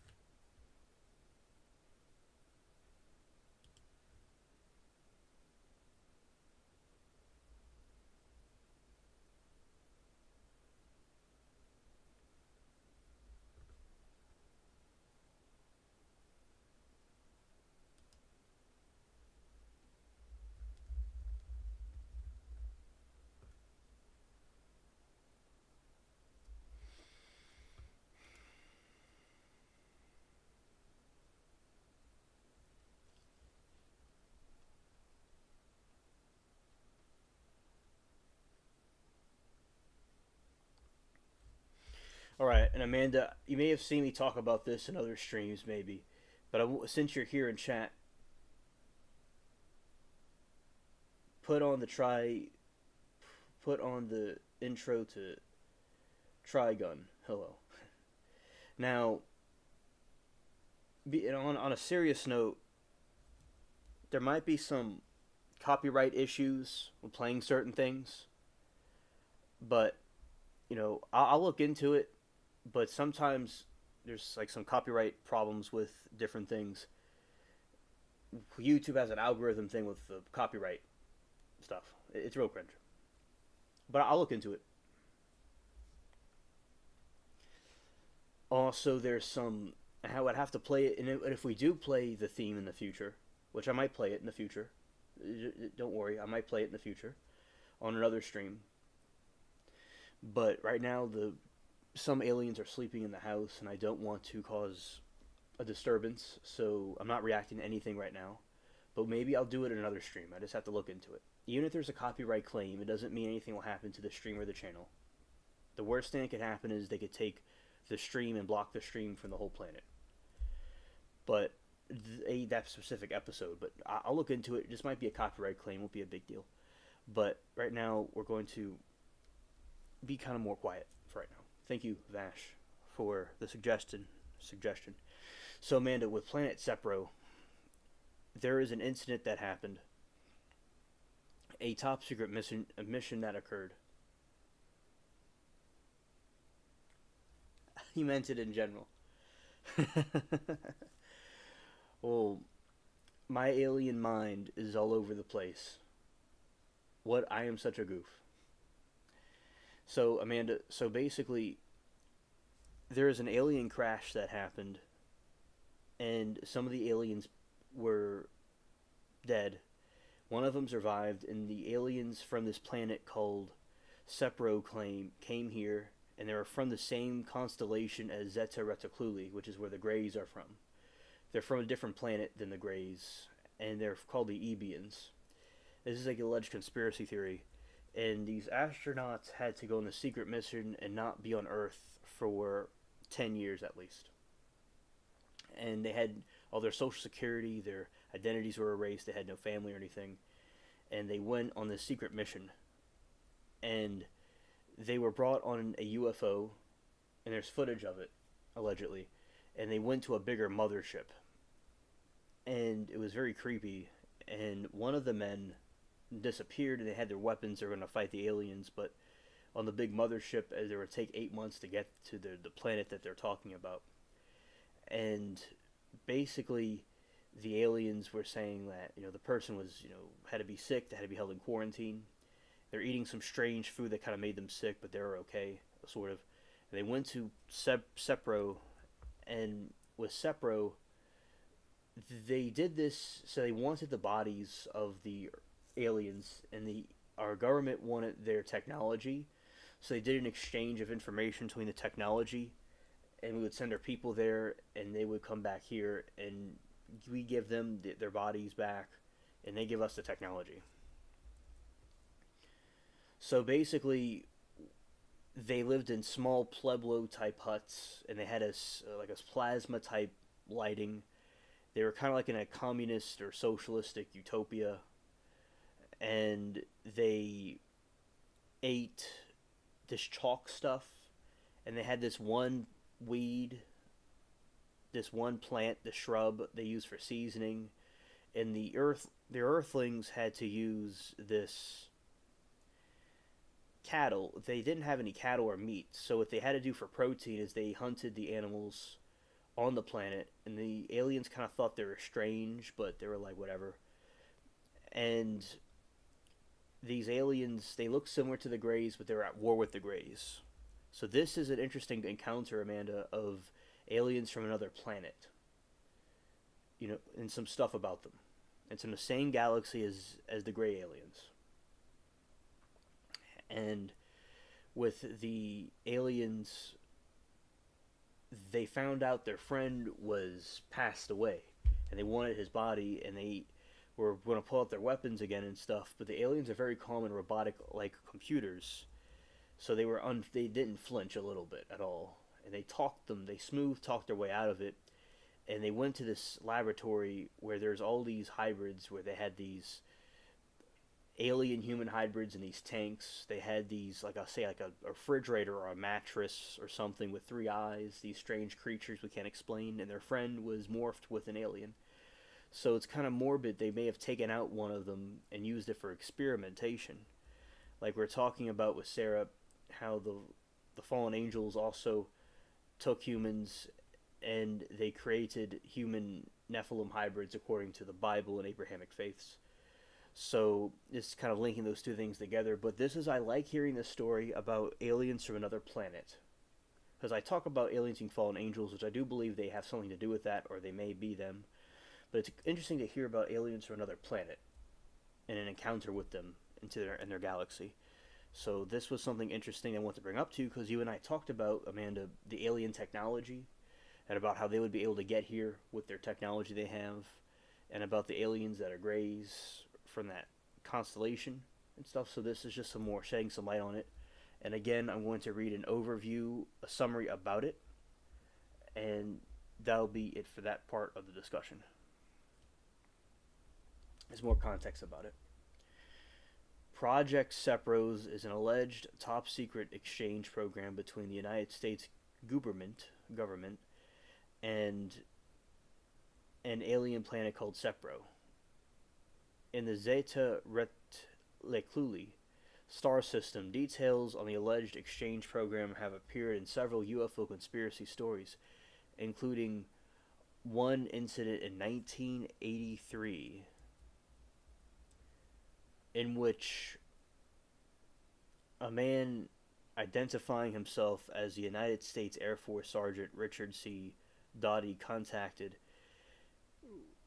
investigative journalist Linda Moulton Howie, claiming to be a spy to supply her Air Force records of the exchange for her HBO documentary, The E.T. Factor, only to put out without providing any evidence to substantiate his story. And one incident of 2005, when a series of emails were sent to a UFO discussion group run by Victor Martinez claiming that the project was real. Some variations of the conspiracy story state that the name Sepro is a nickname of the extrasolar planet. Other versions state that it is mispronounced of either Serponia or CNU by authorities involving in the project.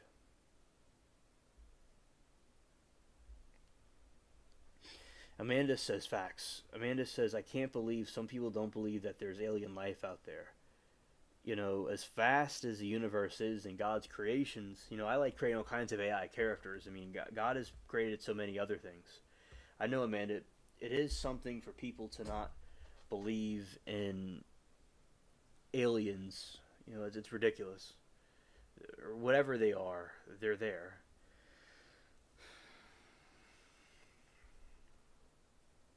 And Sarah and I were talking about on another. She sent me some information about how the aliens and the fallen angels and stuff, they look like bugs.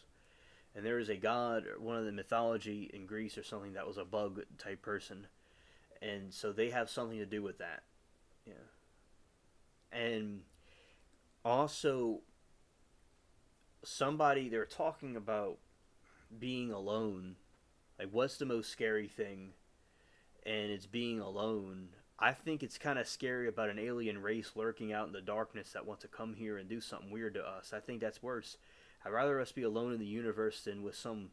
You ever watch War of the Worlds? That's nuts. That's crazy. It's crazy.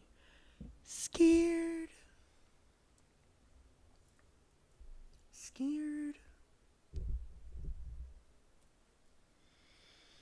Zeta Reticuli has a history in UFOlogy, including Betty and Barney Hill abduction and Bob Lazar having been claimed as a home system of an alien race called the Greys.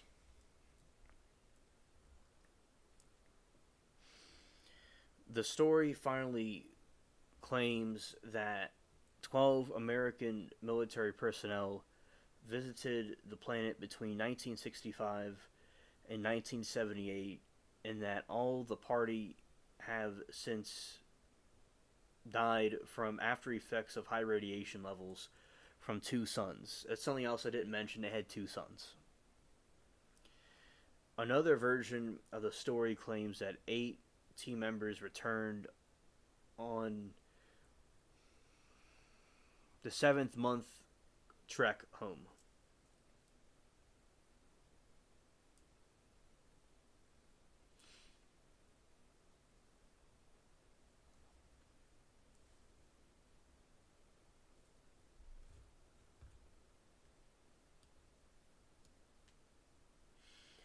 I did years ago when it first came out. Oh, okay.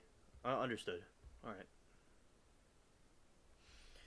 Member 308, Team Pilot 2, died of pulmonary embolism en route to Sepro on 9-month journey. 11 arrived safely. One died on the planet, and both of their bodies were returned to Earth, while 2 other men decided to return to the alien homeworld of Sepro. So there's 2 Earthlings that are over there now, and 2 bodies were returned that passed away there in this conspiracy theory.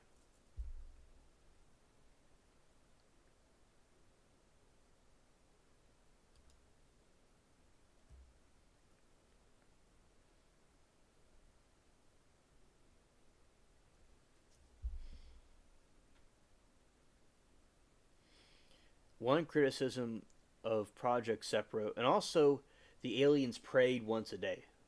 They didn't know who they're praying to, but they prayed once a day. Hello, Jacob. Good to see you. So it's interesting that the aliens had a religion, too.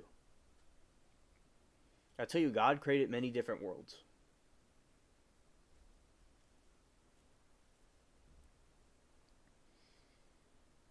But I do believe there are a group of aliens that are in cahoots with the fallen ones. Has to do with the fallen angels also. I think both are true. One criticism of Project Sepro stems from the lack of veracity of one of its alleged witnesses. Sergeant Richard Dottie. Dottie has been involved in other alleged UFO related activities. Majestic 12 and Paul Benwitz. Thus, is discredited source or a purposeful provider of disinformation. Additionally, there is no physical evidence supporting the project's existence. According to Tim Swartz of Mysterious Magazine's Dottie, who promised the evidence of Molten Howie before backing out, has been involved in critical circulating several other UFO conspiracy stories.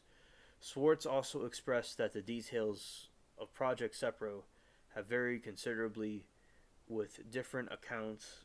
It has been alleged that the entire series of posts were designed by viral marketing for a new book by Dottie.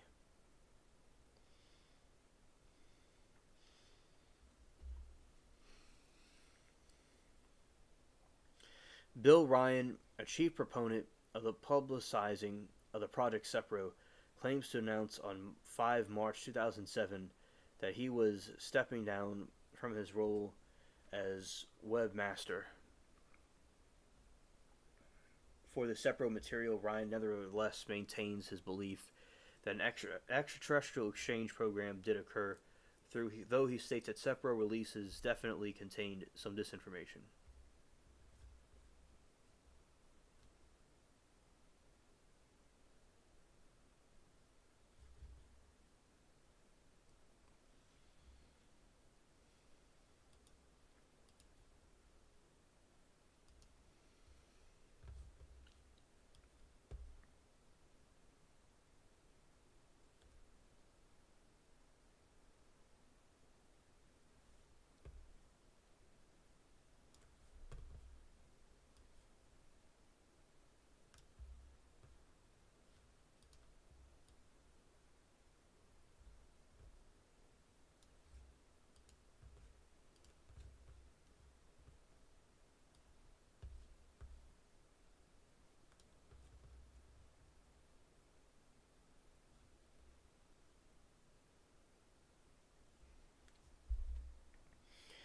Ancient astronauts refer to a pseudoscientific set of beliefs that hold the intelligent extraterrestrial beings, alien astronauts, visited Earth, made contact with humans in antiquity in prehistoric times.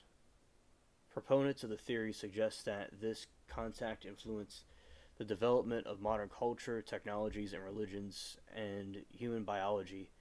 A common position is that it deities from most, if not all, religions are extraterrestrial in origins, and that advanced technologies brought to Earth by ancient astronauts were interpreted as evidence of divine status by earthly humans.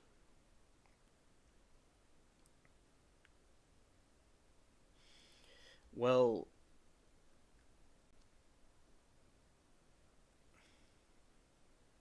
oh, thank God that Sarah's here.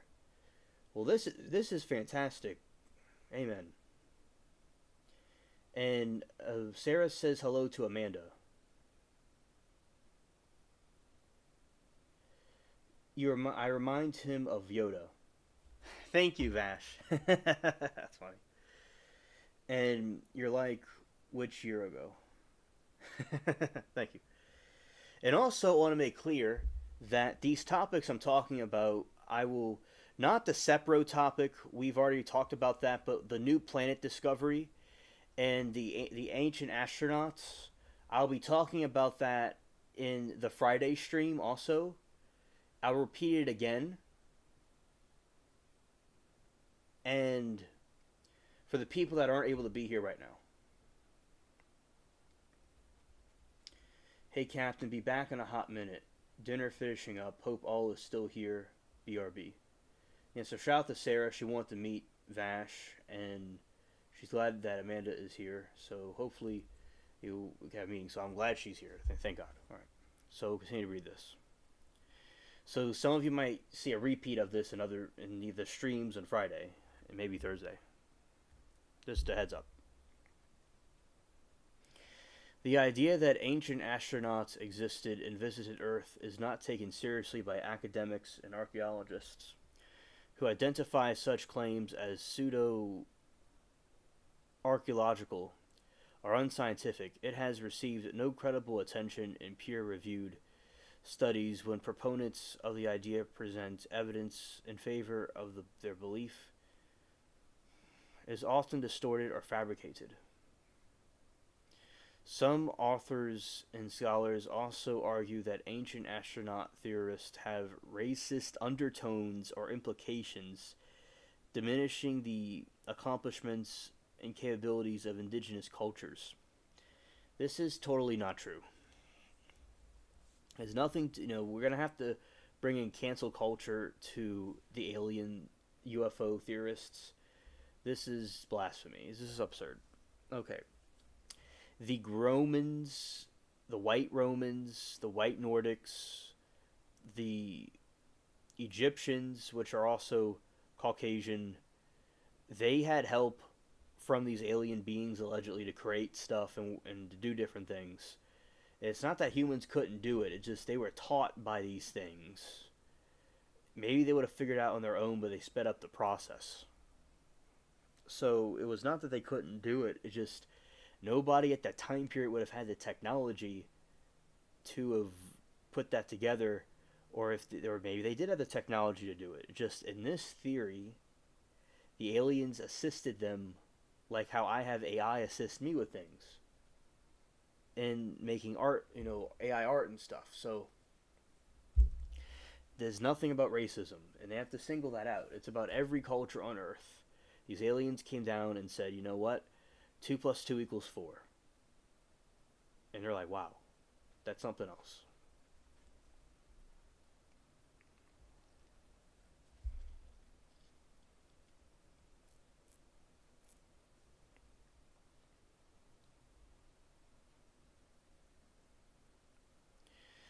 Well-known proponents of these beliefs in the latter half of the 20th century, who have written numerous books or appear regularly in mass media, include Robert Charroux,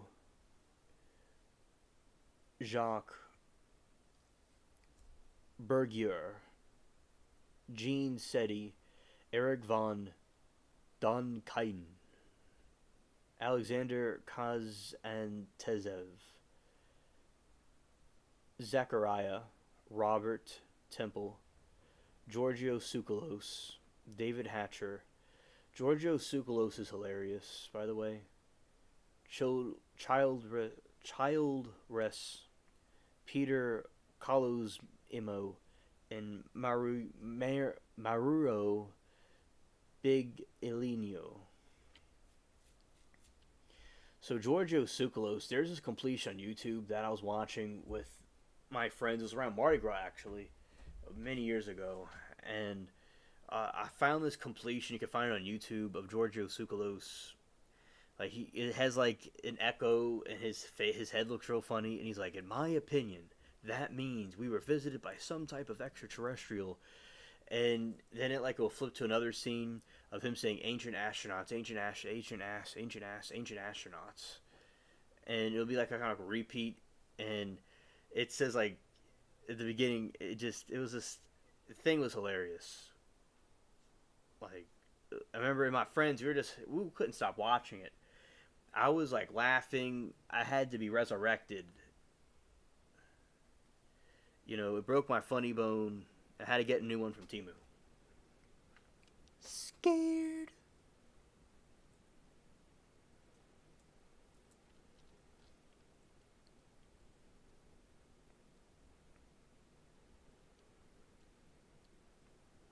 Now the overview. Various terms are used to reference claims about ancient astronauts, such as ancient aliens, ancient UFOnauts, and ancient space pilots. Paleo contact astronauts are alien gods, or a paleo or biblical SETI, search for extraterrestrial intelligence. Believers in such ancient astronaut stories often maintained that some of the humans are either descendants or creations of extraterrestrial intelligence who landed on Earth at some point in the ancient past. An associated idea is that human knowledge, religion, and culture came from extraterrestrial visitors in ancient times, and that ancient astronauts acted as mother culture. Additionally, proponents often claim that travelers from outer space built many of the structures on Earth, such as Egyptian pyramids, Moai stone heads of Easter Island, or aided humans in building them. Proponents contend the evidence of ancient astronauts came from the documentary gaps in historical archaeological records while citing archaeological artifacts that they believe, contrary to what mainstream explanations are, anachronistic and supposedly beyond the technological capabilities of the people who made them. These are sometimes referred to as out-of-place artifacts and include artwork and legends to which believers represent to reinterpret to fit their story.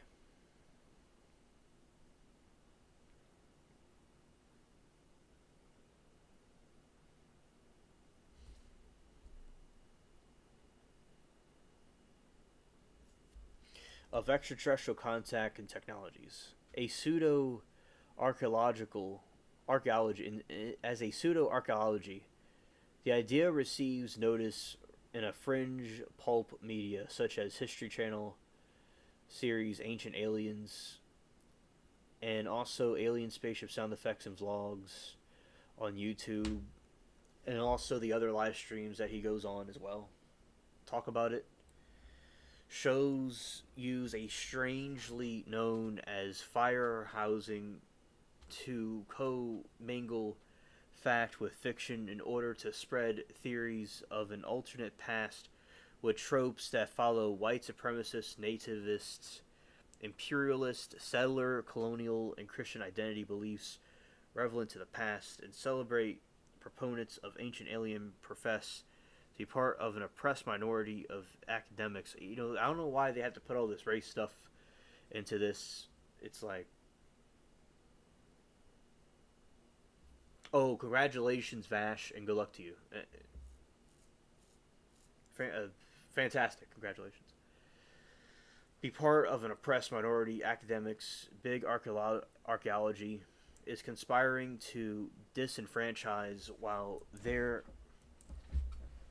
identity of being a maverick or a rogue aligns with individuals' lack of credentials. All right, Sarah is back in chat. Sarah is back in chat. The AA series has Gi and Luciferian contacts. Absolutely. And Sarah, I have some good news. So,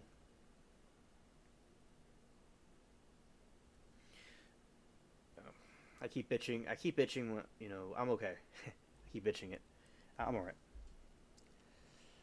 And basically, I have to sit up again like this because I'm leaning in a little bit too much. Okay. Sarah says a Heart of Trigon there was a good anime manga.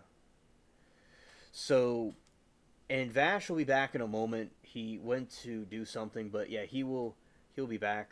And yeah, and she also likes the Trigun anime manga too. Okay, Sarah, guess what? So over here in this other article, Amanda told me about earlier, is that beyond Neptune, NASA excited by a new colossal ghost planet that defies science. NASA has finally confirmed that the existence of WASP is the coding for this planet, and hold onto your space helmets because it's very big discovery, a ghost planet that shouldn't exist according to experts. They found another planet beyond Neptune, like I've been talking about.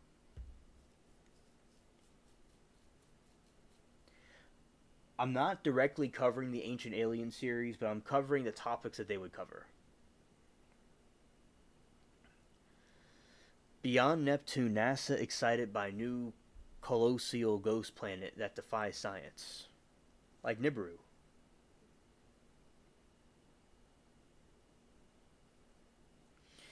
Scientists worldwide are baffled by how did it get there, what else are we blissfully unaware of? And read on to find out more.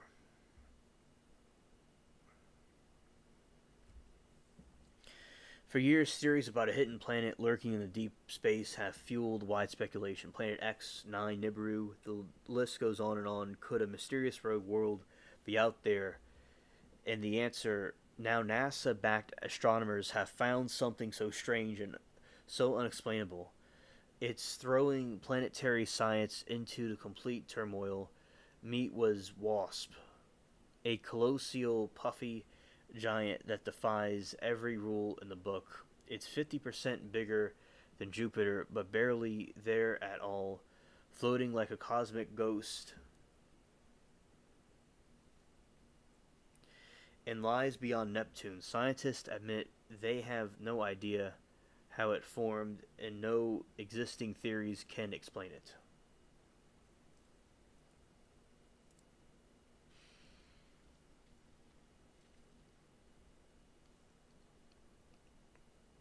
It is missing link in planetary evolution, a glitch in the simulation, proof that the universe is playing tricks on us. And Sarah, guess what? It's a type of planet that I was talking about. Remember that time the other day I was talking about these exoplanets? It's saying that it's an exoplanet. It's so crazy. It's synchronicity. This article came out a day ago. And shout out to Amanda because she was the one that showed me this article during this live stream. I'm so thankful for her that she showed me this. And because we were talking about this, and it was so great that we finally found this planet. And okay. Also, Sarah and Vash. Okay, Vash, this is Sarah that I told you about, and she lives over in Japan with her husband, and she's interested, in that stuff too. And she thought the anime you talked about was very cool, and I told her about the different scientific stuff that you sent me. So I'm glad that y'all are finally meeting now. And Sarah says a shout out to Amanda. Yeah, Amanda's cool people.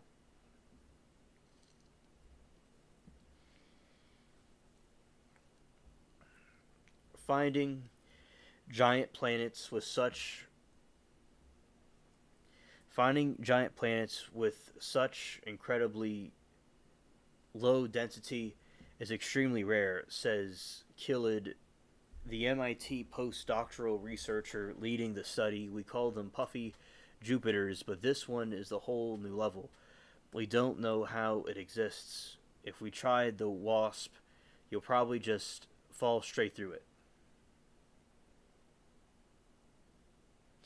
Okay, WASP is a name that Vash gave it. The full name of the planet is WASP 193b. That's what the name is.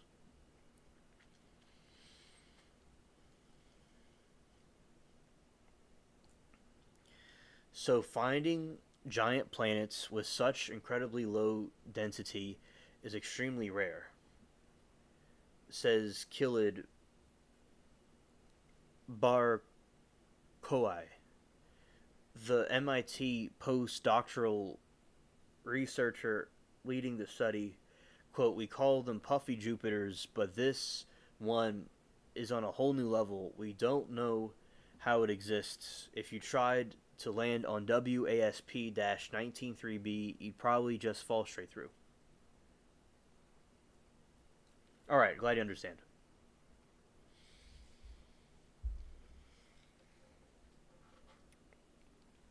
Yeah, and Sarah, Vash was saying that he saw my whole thing, my documentation on Nibiru.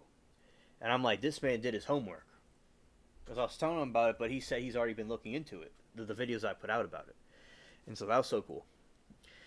Among the 5,400 exoplanets, you see, Sarah, you notice that? 5,400 exoplanets. We were just talking about exoplanets. Look at the information that just came out. Amen. God is good. Discovered so far, WASP 193b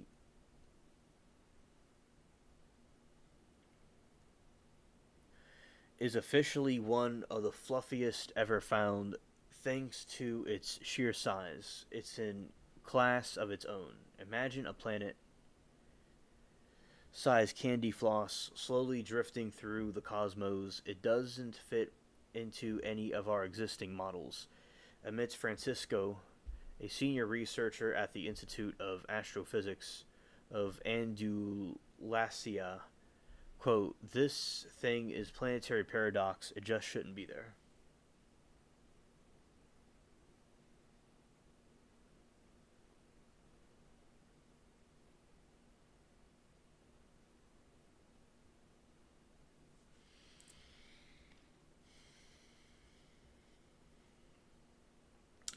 I guess that's going to be our new creation, Sarah.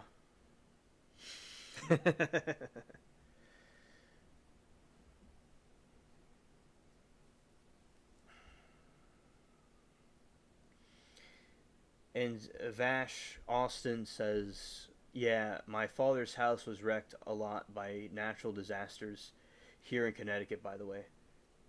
Yeah, I'm very saddened to hear about that. Praying for him. Yeah. Yeah, so shout out to the Fluffy Planet.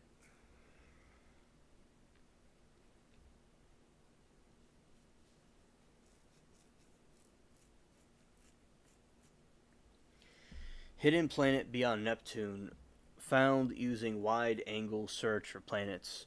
Astronomers first spotted the planet through the wide angle search of the planets. The planet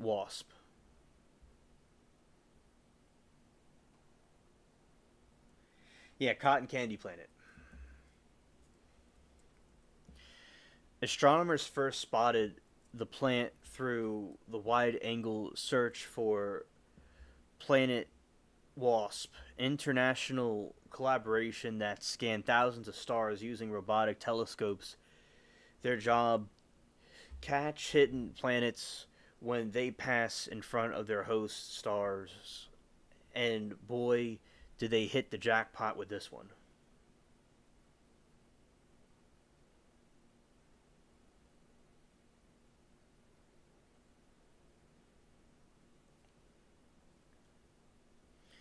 We redid the entire basement floor, and Alien knows the rest. Yeah. And also, yeah, it was a very, horrid thing, that you had to go through that. It was a flooding. It flooded, and it ruined his area.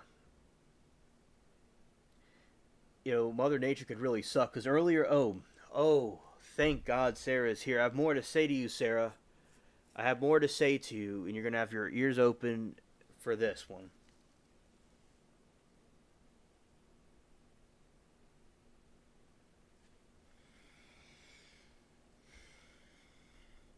Wasp. I have known about that for years and years. Yeah, I know. Me too. I've known about Wasp for years and years as well.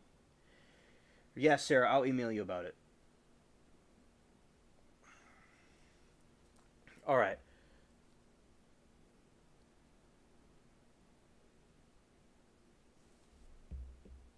Yes. Yes. So the Wasp could be what astro photographers catching. Yes.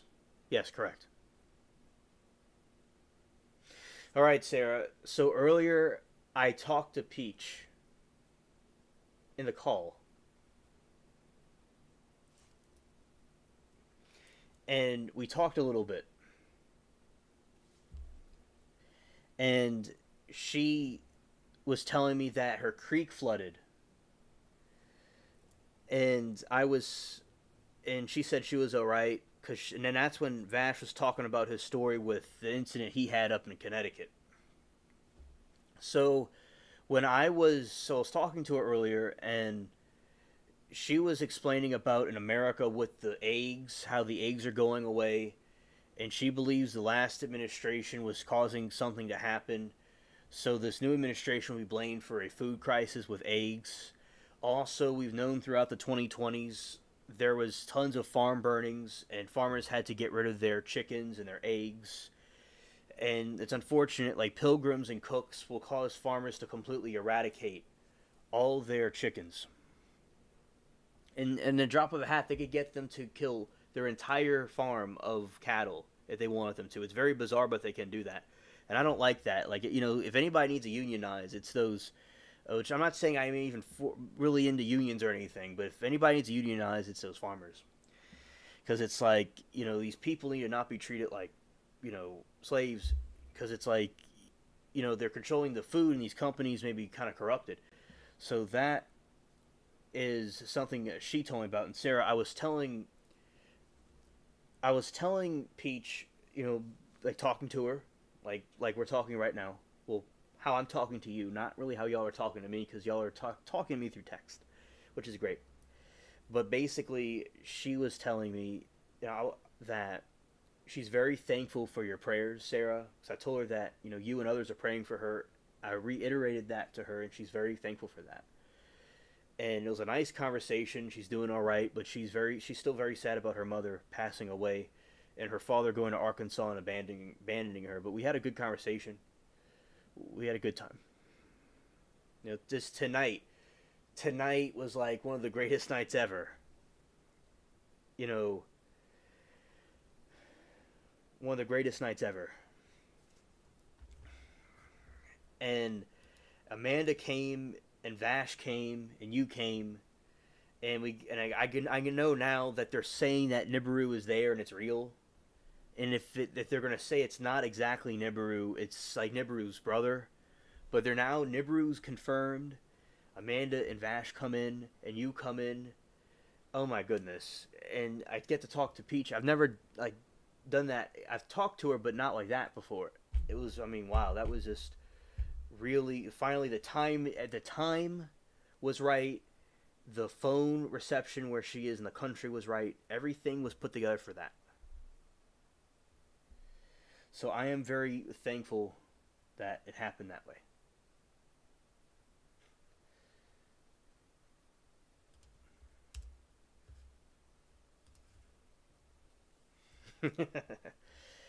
Scared.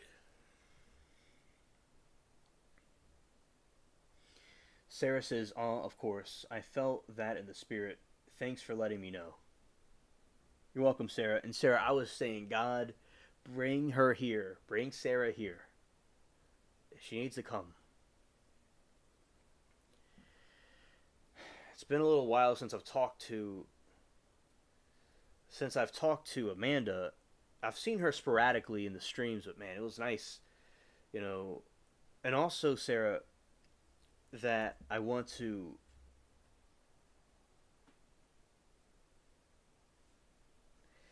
something else that I want to bring up is that during my I was telling Amanda earlier, Sarah, that a music video that I made about the comet, the green comet passing by. This lady listened to it in her bathroom with all the lights off, and she said it was just great and peaceful. And with all the lights off and everything, she listened to it and she really liked it.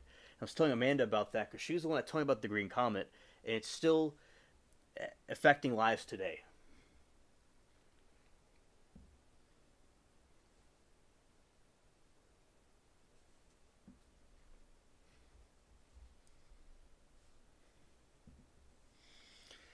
Sarah says, I was scrambling. Husband had a day. I know. Sad she had to go. Right. Also, I think it's so interesting that I was saying before, and Vash is, has to hear me as a broken record, that people are using my sound effects as shorts. That's just really deep to me. That's really deep. Yes, Amanda is a special connection in my timeline. Absolutely. Absolutely. And all of you and Vash and you, Sarah, all are very special to me as well.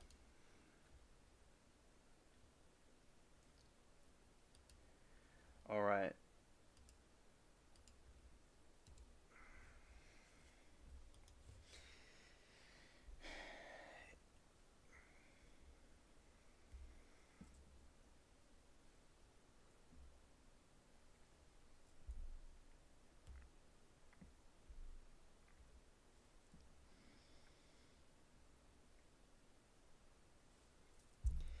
Yeah, that is special. They are absolutely, and also we'll be diving in to give you some more statistics on this planet. Yes, indeed. And now I'll be telling you a little more about this planet, Sarah, and then I'll get to more of the ancient astronauts, and that'll be it. Well, actually, I'm going to tell you about the Super Bowl. So we're going to go do that. Okay. Astronomers first spotted the planet through the wide angle search for planets, an international collaboration that scans thousands of stars using robotic telescopes. Their job catch hidden planets when they pass in front of their host star. And boy, did they hit the jackpot with this one. Once the astronomers crunched the numbers and results staggering. WASB 193b mass is just 14% of Jupiter's, while its density sits at non existent 0.059 grams per cubic centimeter for reference.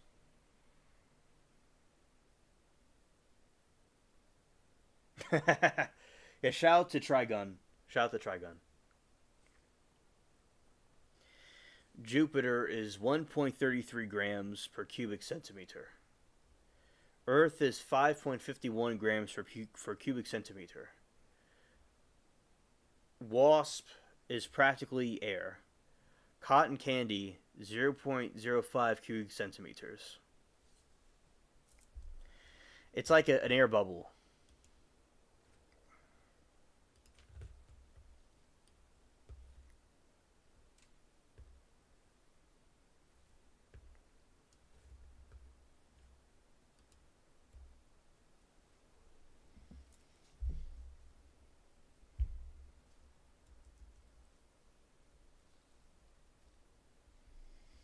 You're all good, Vash. You're all good.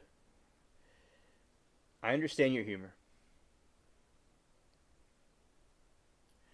Like archaeological endeavors of the criticized past.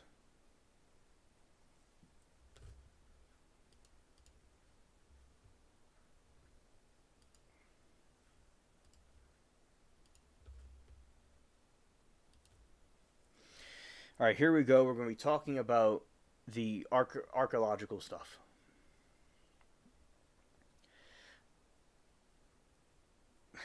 Yeah, I understand that the math hurts your head. Like archaeological endeavors, the criticized past, these proponents focus primarily on monumental archaeological structures, claiming they could only have been constructed with extraterrestrial intervention.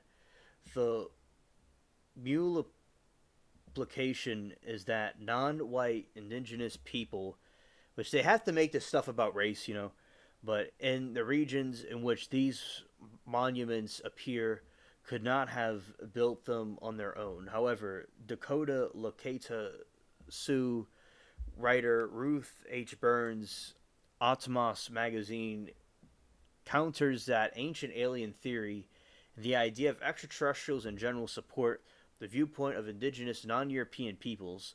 She believes the denial of extraterrestrial encounters in indigenous peoples stories tracing to their origins to extraterrestrials as part of the indigenous issue minimize completely discounts the viewpoints of indigenous peoples. Many indigenous peoples trace their ancestry to star people or like extraterrestrials who, as the progenitors of indigenous people, cannot, by definition, be white or Aryan.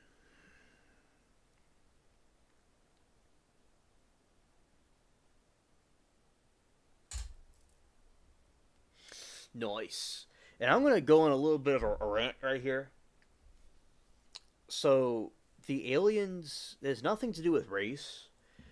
As we said before, the ancient Egyptians that are Caucasian and the Europeans of the Romans and the Nordic people in Eastern Europe and Asia and Japan were visited by these beings, these aliens from outer space, these fallen angels. So this theory, the fallen angels are disguised as aliens, causing a deception. Whatever the combination of the two, and that is the, in my opinion, the truth here. It has nothing to do with race. All humans are inferior to the advanced infinity ability of these advanced aliens or fallen angels, because they're far more advanced than we are. There's islands right now. People live in huts in Africa. They live in poverty, a lot of them. So it's not, and I'm not saying it's a bad thing. It's a bad thing to need help, but we have helped those people. So but the aliens are, we're all in poverty. We're all a bunch of people in huts compared to aliens. So they taught us different things in theory. It has nothing to do with race. All of humans are equal.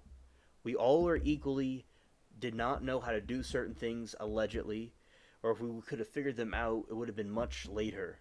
And these aliens either guided us with our journey or helped to give us information that we could have figured out on our own or done on our own, but they came here to help us. But in some ways, they may have been here to deceive us and turn us away from God also, depending how you want to view it. So it's nothing to do with race. The white people, the Aryans, if you want to call them Aryans, which is a silly thing to call them, but the Aryan white people, or the Mongolian Asians, or the Africans, all the races of Earth were all equal, and these aliens helped all the races. Look at Rome. the Colosseums, the Egyptian pyramids. Those people that built the pyramids were some sort of Caucasian. The Arabs are Caucasian. That's different than Europeans with their Caucasian. So basically, you have this whole thing where you these people were focusing on putting race into it. Like for instance, when Eminem was in the top 5 rappers, they're focusing it on because he was white. But no, he's a brilliant rapper and he's a very intelligent genius. It has nothing to do with his race. Martin Luther King says, not by the color of your skin. That doesn't matter. It's by your character. So the race is not matter. All humans are equal. If you have an alien species that has a flying saucer that could go to 8 months to get to a planet to here, they could go from Sirius to here, they could teleport. They're way more advanced than we are. So all of us were in the same boat.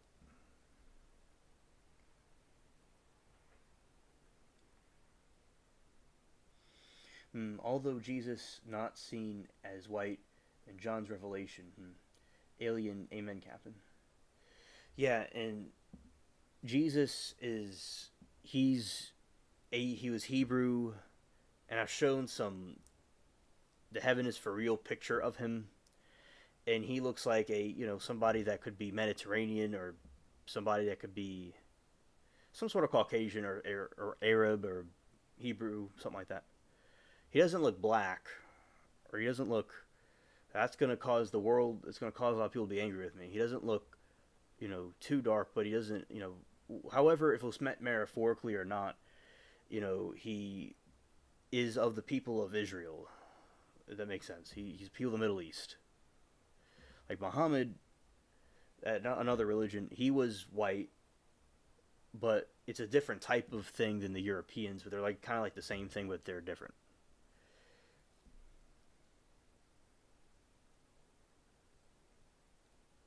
Oh, thank you, Sarah. Thank you for the verse. You see, in Jesus' form.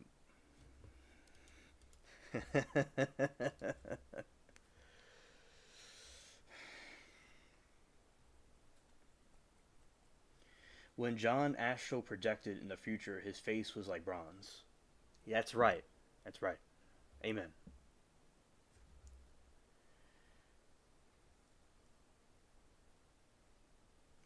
And Sarah says the fallen were created before mankind. Exactly. And I'm not gonna call y'all the fallen, but like Sarah was created before I was, so that's a way we could use an example of that. Like she was created before I was, so there you go. Scared. So they knew about the technology before we did. And it is true that God did send those angels that rebelled against him, the fallen ones. He sent them here to guide us and to educate us and enlighten us. So they did kind of their job. But the problem was it's a distorted version of it because they went astray.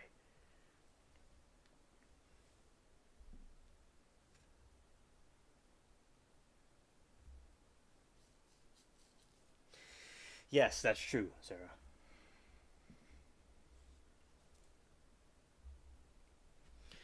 A common feature in the story's portrayal the aliens as light-skinned or Aryan in complexion, as prominent alien astronaut proponents. Eric von Däniken claims his foundational work of Chariots of the Gods.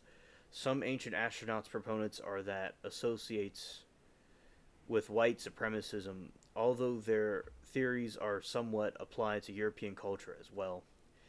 And just, we're talking about this, so the Aryan thing, that was a tribe from northern India.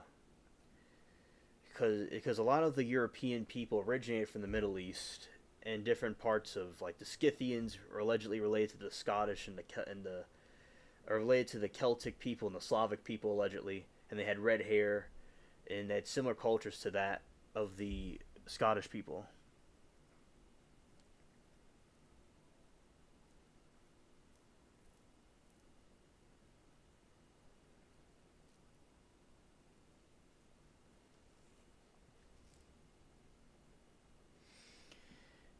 And also, in this situation, we they went into Europe, and you had different groups that came from the Middle East, and they went into Europe. So and also the swastika is in India. So, but the thing is, though, it means the Aryan thing it would have to technically do with all European people, but because of what Hitler did, the Austrian painter did, people like to say Austrian painter, that word would not be used, and, so I just say European people. But, these people has nothing to do with racism. Maybe some people see it as a white supremacy or racism, but it has nothing to do with anything. These things can shapeshift however they want to look.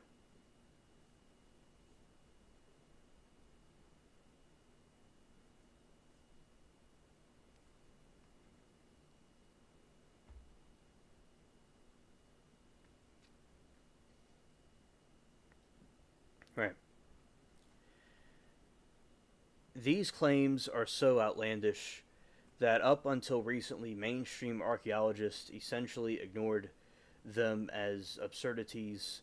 The few dedicated popular science explainers and skeptics who did offer opinions on the ideas universally planned. For example, the reasonable alternative explanations have been misreported, or those simple prevarications and hoaxes or distortions. Paleo contact or ancient astronaut narratives first appeared in the early science fiction of the 19th and early 20th century, including the 1898 Edison's Conquest Mars and the works of H.P. Lovecraft, and the idea was proposed in earnest by journalist Harold T. Wilkins in 1954. It grew the popularity in 1960s mainly due to the space race, the success of Erich von Daniken's works, although it has received limited consideration as a serious hypothesis. Critics emerged throughout the 1970s discrediting von Daniken's claims. UFOologists separated the idea of UFO controversy. By the early 1980s, little remaining support could be found.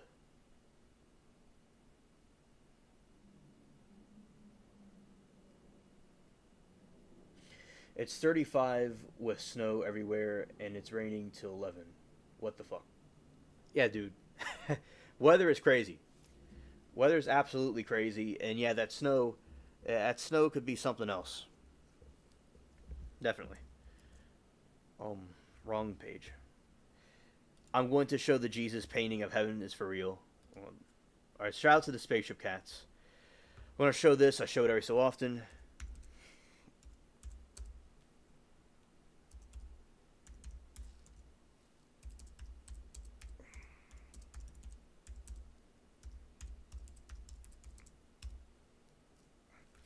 Alright, so this is the painting I was talking about. So the story about this is that they can see it. This girl, she had some supernatural experience of some sort. I don't know if she had a near death experience or not. I don't quite recall. But she saw Jesus and she painted what he looks like. And there's this other kid. He had a near death experience and he saw Jesus. And that matches the same person. So that is what he looks like. See, he's like somebody from Israel, Middle East, Mediterranean looking person. And also it matches other depictions of Jesus as well. And the Shroud of Turin also. Shroud of Turin. Alright, Vash, thank you. Alright, so basically here, it matches the Shroud of Turin. That's some more confirmation about it. Thank you, Vash. Thank you. Alright, so that's about Jesus who wanted to show for a second. It's pretty cool.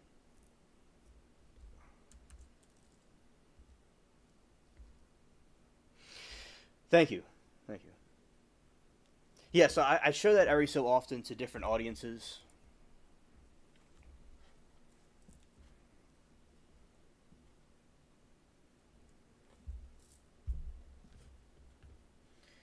All right.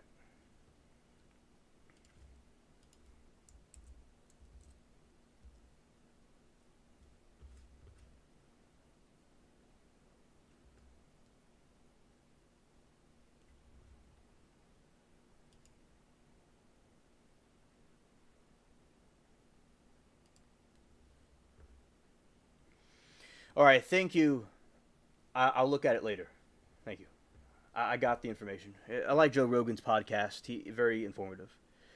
And also, any different opinions about anything is welcomed here, as everybody is respectful and having civil debates on any topic is fine. In my opinion, I do believe you turn water into wine. I do.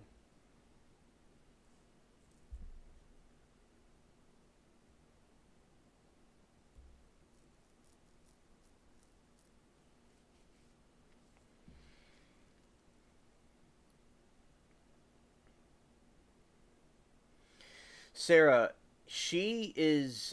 She has not said anything this whole time, so I believe that she is gone for the evening. She may have fallen asleep or something. I don't know. I don't know where she is.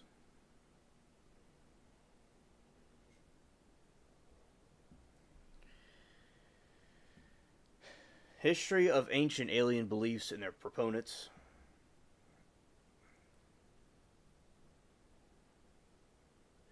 All right, Vash. Understood about you being agnostic, and that is fine. And basically, I believe you have the free will to believe anything you want, and we do talk about religion here. But people, it's not like other countries. You can believe what you'd like to believe. It's okay. And we don't just talk about that religious topic. We just talk about it, here and there. But so basically, I appreciate you telling me that, and you're welcome to say any opinion you like about it. I am all ears. And Sarah says, I'm not religious either. Thank you, the Holy Spirit, for that. Yeah, and I don't believe about being put in a box, in a religious box. I believe that spirituality is important. In Vash, there's a friend of mine, Marie, she was talking about different spirituality. Like, she was interested in some tarot cards and stuff like that. And I wished her, and I wish you the luck on your spiritual journeys. And I think that, spirituality is important. And I think that religion can divide. I think that human institutions can be corrupted. And they are, man has a lot of, you could say a lot of things can be man made, Vash, and men did write the Bible and stuff. But I do believe, though, there is God and Jesus and all. I do believe that God, Jesus and all that stuff, in my opinion about it.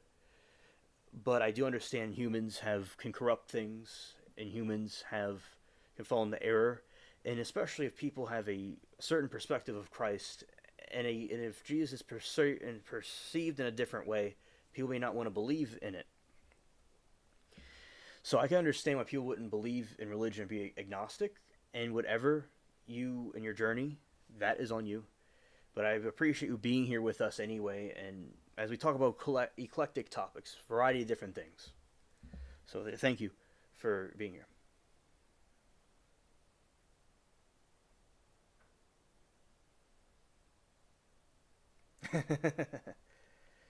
Vash said, I'll admit I'm scared of that legend, and Link isn't Joe Rogan. That's clickbait. Ah, okay.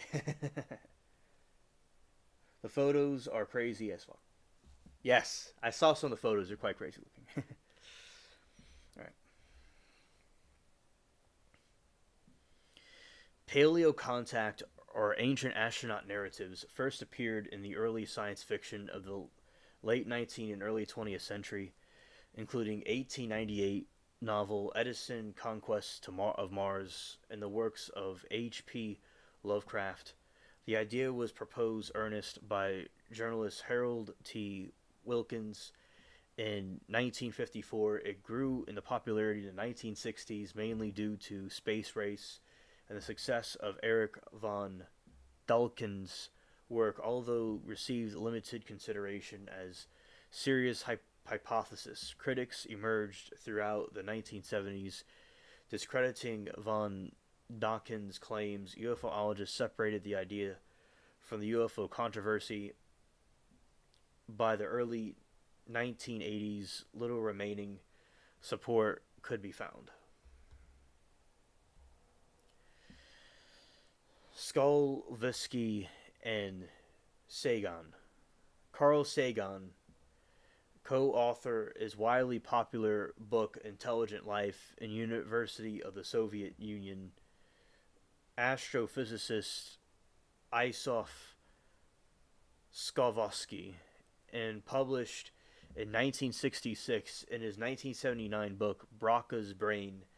Sagan suggests that the Skolvsky might have inspired the wave of 1970s ancient astronaut books expressing disapproval for von Däniken's and other uncirculated writers.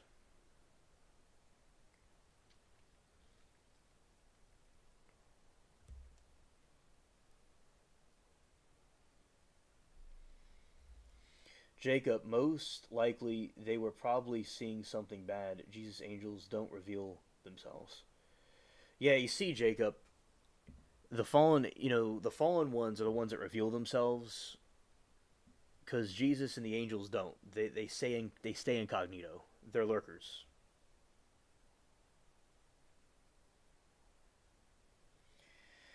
And Sagan wanted to disprove God. Yeah, there's a lot of people that want to do that. And, you know, thank you for letting me know about that. And I think people have a right to try to do that, to have open discussion about it, because I think it's clear as day that God is real. And I think they have a right to do that, but I understand the character. There might be some spiritual conflict there if they're trying to disprove God. But as I said, we all have our own spiritual journeys. And I think that people may have a conviction about it. But, I understand what you're saying, Sarah. Thank you. What you see is what you believe, a timeless truth. I know, and a lot of the things that you see and that I've seen in my life, it's like all the stuff around us, like the trees and the animals and the plants and the earth. It didn't just come into existence by accident. In my opinion, something had to have created it. It's like this computer, this anything we have here, or anything built with AI. It just doesn't. An explosion happens and it all just comes in existence by itself. Something had to be behind all that, in my opinion. And it's incredible, that we all are here in the first place.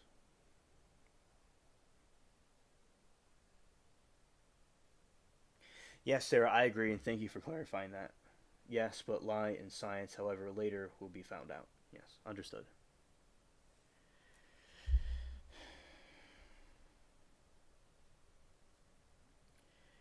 Eric von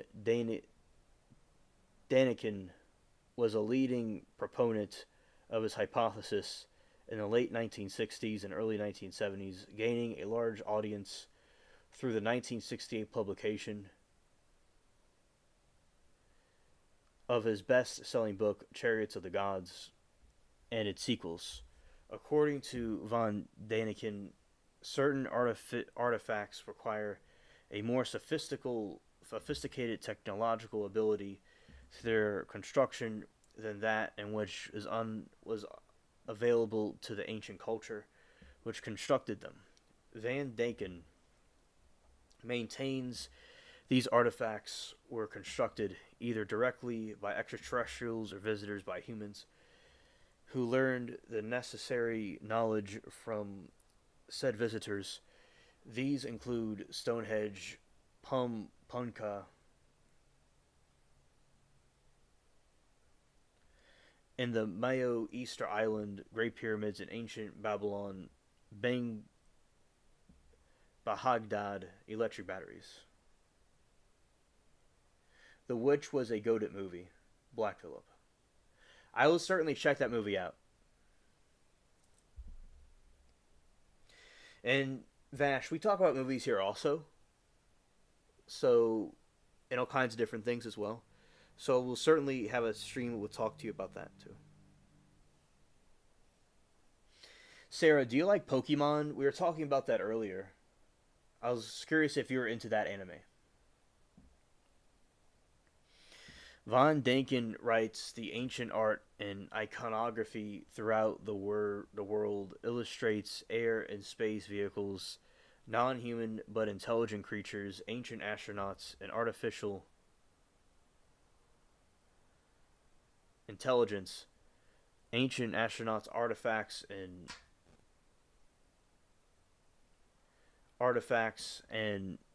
anachronically advanced technology.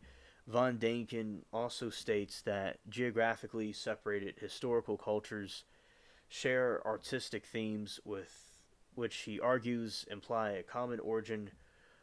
One such example is von Däniken's interpretation of the sarcophagus lid recovered from the tomb of the classic Maya ruler Planque, Planique, in Passau the Great. Von Dakin writes the design represented the seated astronaut, the iconograph accompanying the Maya text. However, identities of the portrait of the ruler himself with the world tree of the Maya mythology.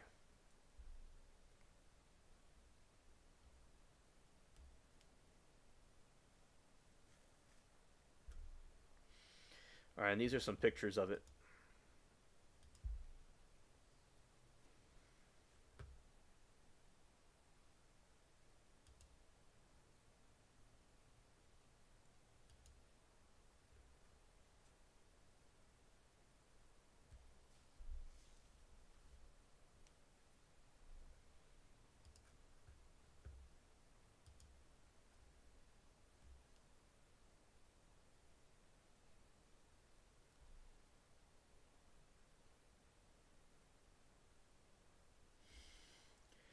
No way, Baghdad battery.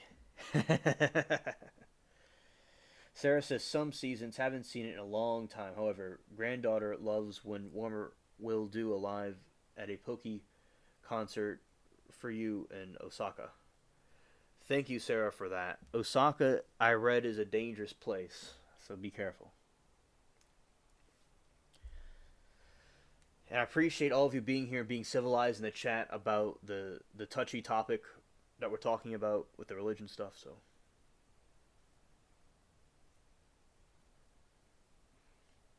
I appreciate all of you.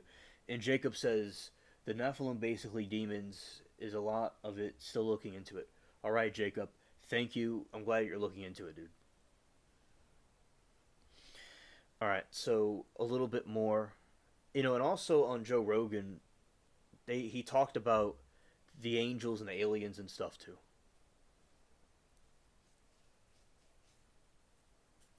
And also, I will say this little thing. He's on the gray gorilla's side. Well, shout out to the gray gorillas. And we're going to continue a little bit of this a little more. Well, they're getting thug life in Japan. That's unfortunate that they adopted that. Japan has been such a great culture of civilized people. It's very unfortunate that that has tainted them. The origins of many religions are interpreted by the von Daniken as reactions to the encounters with an alien race. According to his view, humans considered the technology of the aliens to be supernatural and the aliens themselves to be gods. Von Daniken states that the oral and written traditions of most religions contain reference to alien visitors in the way of descriptions of stars and vehicular objects traveling through air and space. One such is Ezekiel's revelation, which Daniken represents as detailed description of a landing supercraft.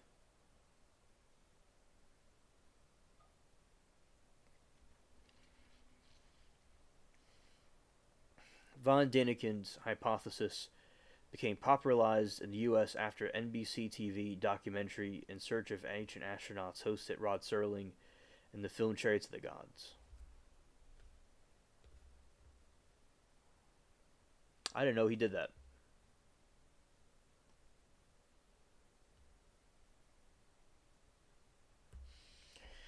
Robert K. G. Temple's 1976 book, The Serious Mystery, argues that the Dogon people of northwest Mali preserved an account of extraterrestrial visitations from around 5,000 years ago. He quotes various lines of evidence, including advanced astronomical knowledge inherited by the tribe, descriptions and comparative belief systems with ancient civilizations such as ancient Egyptian and Sumer. His work draws heavily on the studies of cultural anthropologists Martial and Grivule and Gramine Dietrelin. North Side Gorilla. And also shout out to Harambe, since we're talking about gorillas. His conclusions have been criticized by scientists who pointed out discrepancies with Temple's account and suggested that the Dogon may have received some of their astronomical information recently, probably from European sources.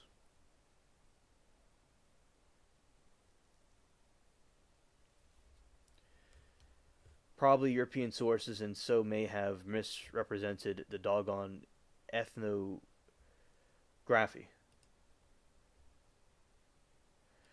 Thank you, Vash.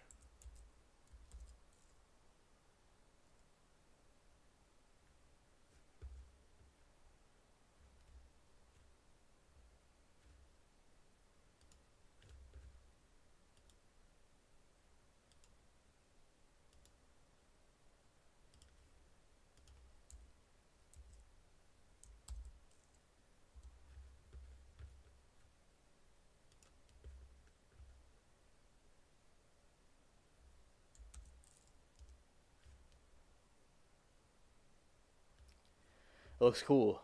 Thank you. Very good taste in music. Also, I like the different things that we talk about. And I remember the metallic Mercury. That was really cool.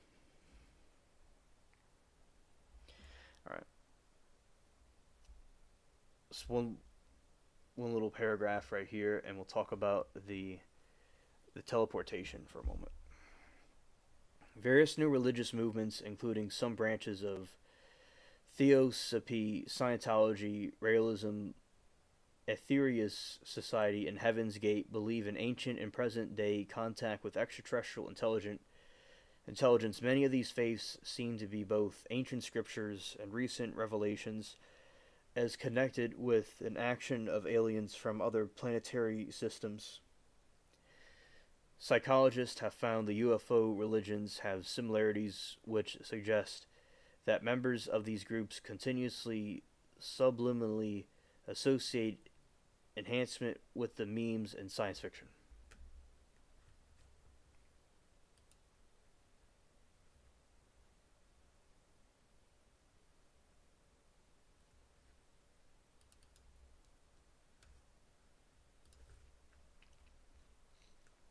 All right. There you go. That's the depiction of them, the ancient astronauts. All right.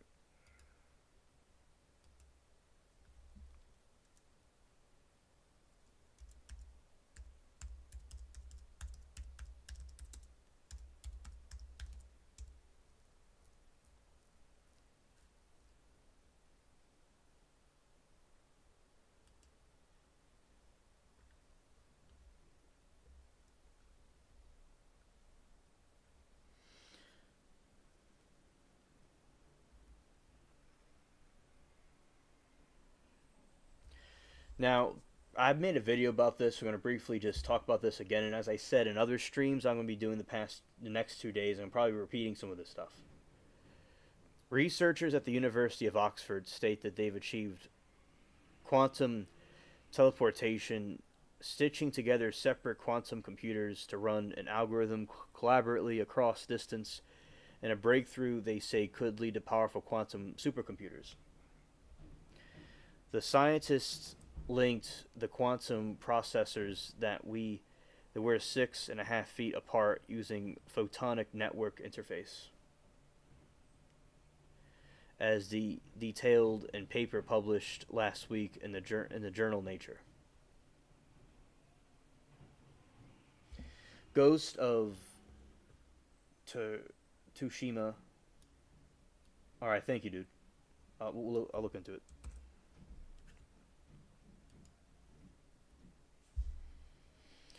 The team led by Oxford University physics graduate student Dougal Main hopes the achievement will lay a groundwork for quantum internet of distributed ultra secure processes. It's not technically the first time scientists have demonstrated the quantum teleportation previously. Research has shown that the states of quantum bits, the equivalent of conventional computers' bits, except they can be superimposed and entangled, can be transformed across physically separate systems. So that's very cool about the concept of teleportation that is being explored in our time period.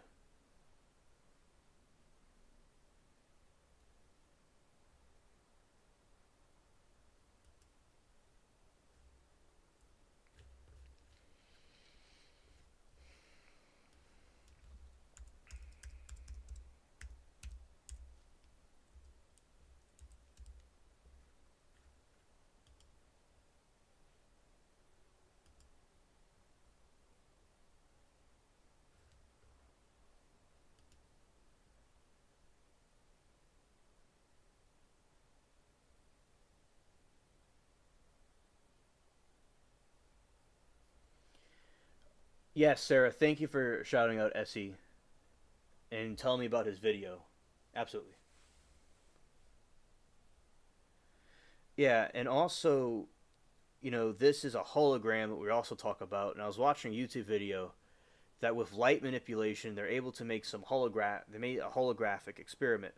So I think it's also interesting we have holograms also coming up as well. Let's look at this game he's talking about.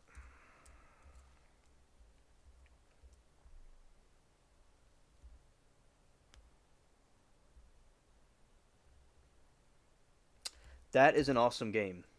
And I love the PS4. I like PlayStation. I have good memories with the PlayStation with, showing my friends. I like that one the best. And yeah, that's a really cool game. Ghost of Tsushima. Tsushima.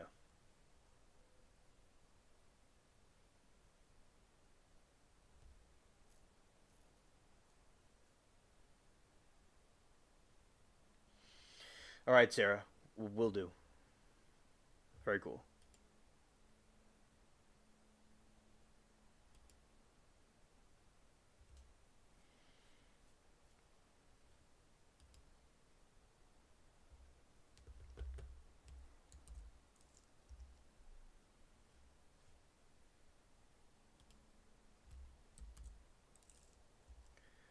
To Shima. Thank you. Thank you.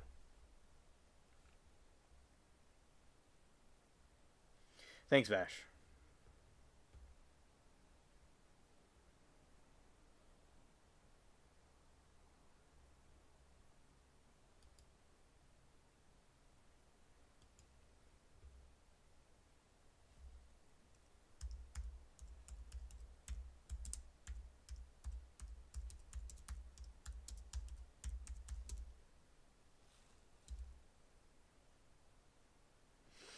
Image has its roots in Latin word im it ari, meaning to copy or imitate. Images are judged by how realistically they capture the person or thing they show. Images come in various forms are portraits, photographs, and paintings and sculptures. So the word image itself really kind of means like a hologram.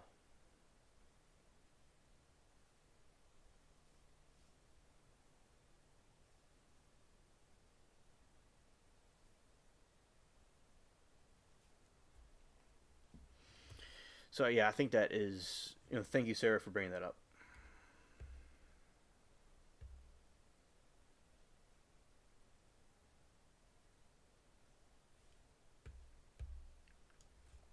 Right.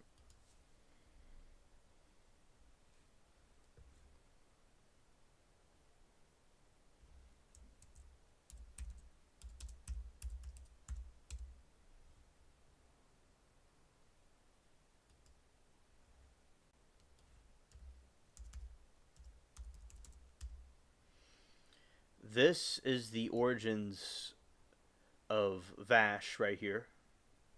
I saw this before. I saw this when I was a kid. Yeah, I did. I recognize that guy.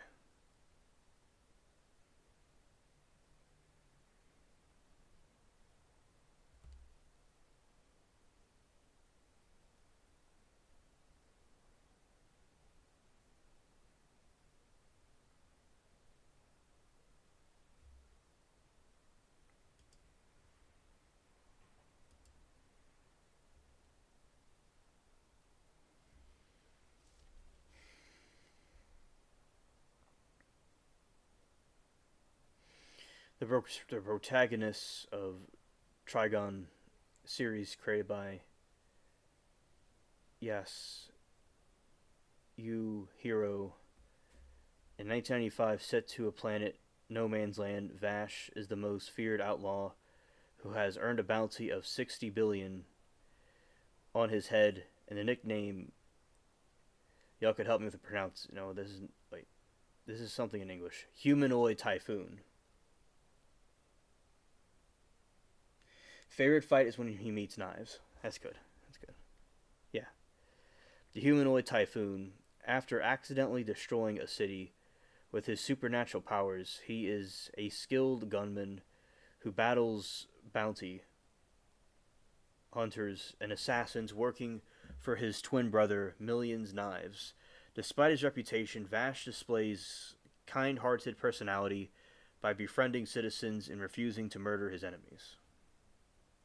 On the planet years later.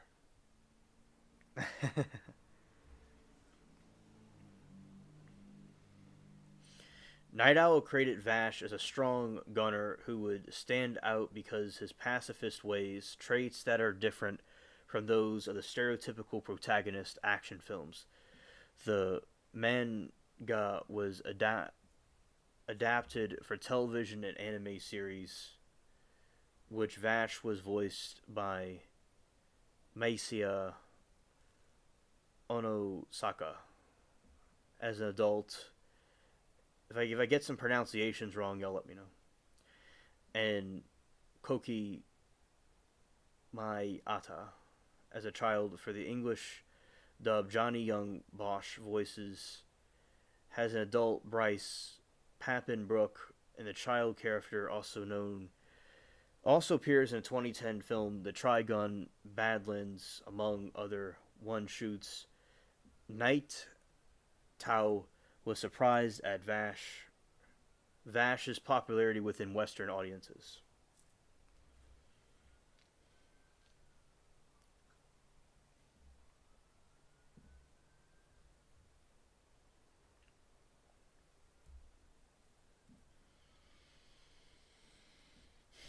Critics praised the mixture of seriousness and goofiness of Vash's character.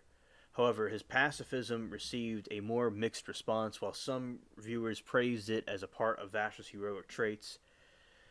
Other critics disliked the negative consequences when his pacifist choices failed. But I mean, this the thing about when people get angry at this stuff. It's like when a character is not going to be perfect, a character is going to have flaws. It's like they want a character to be perfect. It's not perfect. The character is just how it is. I think it makes it more realistic. It just makes it more relatable, in my opinion. He remains popular in the anime adaptation, and his appeared in multiple Beat Best Character lists and articles. Onosaka and Bosch were praised for their performances.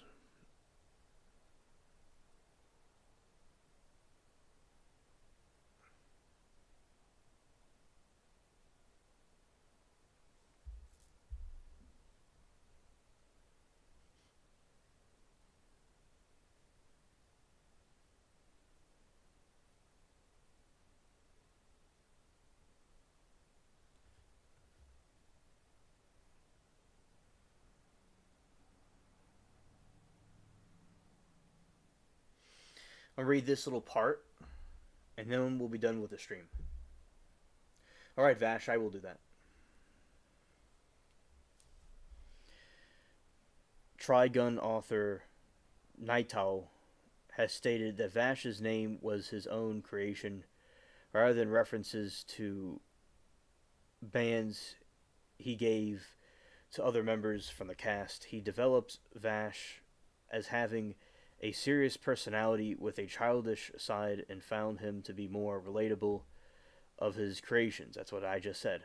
To contrast Vash with typical heroes in action films, Naito praise portrays himself as a pacifist since he did not want his lead character to be a murderer. Throughout the story, Vash avoids killing enemies by disarming them and avoids inflicting mortal wounds during combat. His cheerful personality was used to highlight this trait, with his catchphrase being, "Hey, sorry, love and peace," to emphasize that Vash is an experienced gunman. Naito describes him as having a strong eyesight that gives him more precise aim. While making series, he was surprised at Vash's popularity with Western readers, comparing Vash's Magna characterization with his anime persona. Naito said his version does not have as many crushes on the women he meets.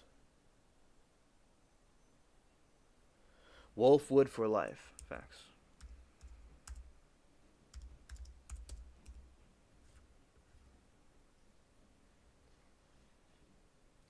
Yeah, shout out to Wolfwood.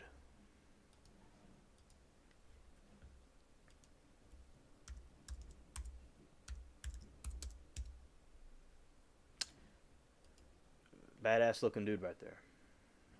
Facts. Shout out to the garbage people picking up garbage.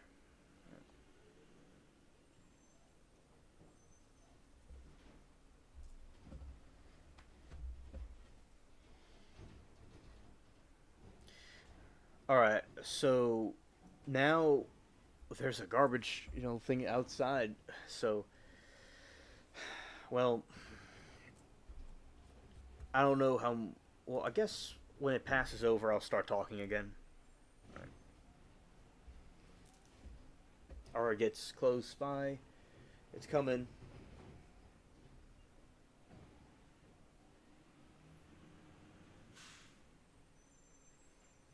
All right.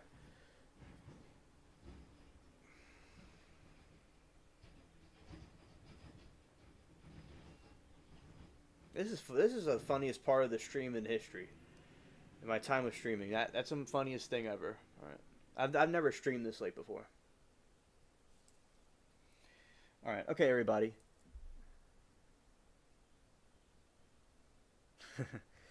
Hilarious. All right, Vash, and everybody else. I am going to be ending the stream now.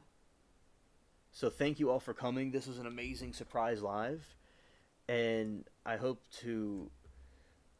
that all of you have a great day, a great rest of your day, and a great week. And I'll be going live Thursday and Friday as well. Thursday at night and Friday during the day.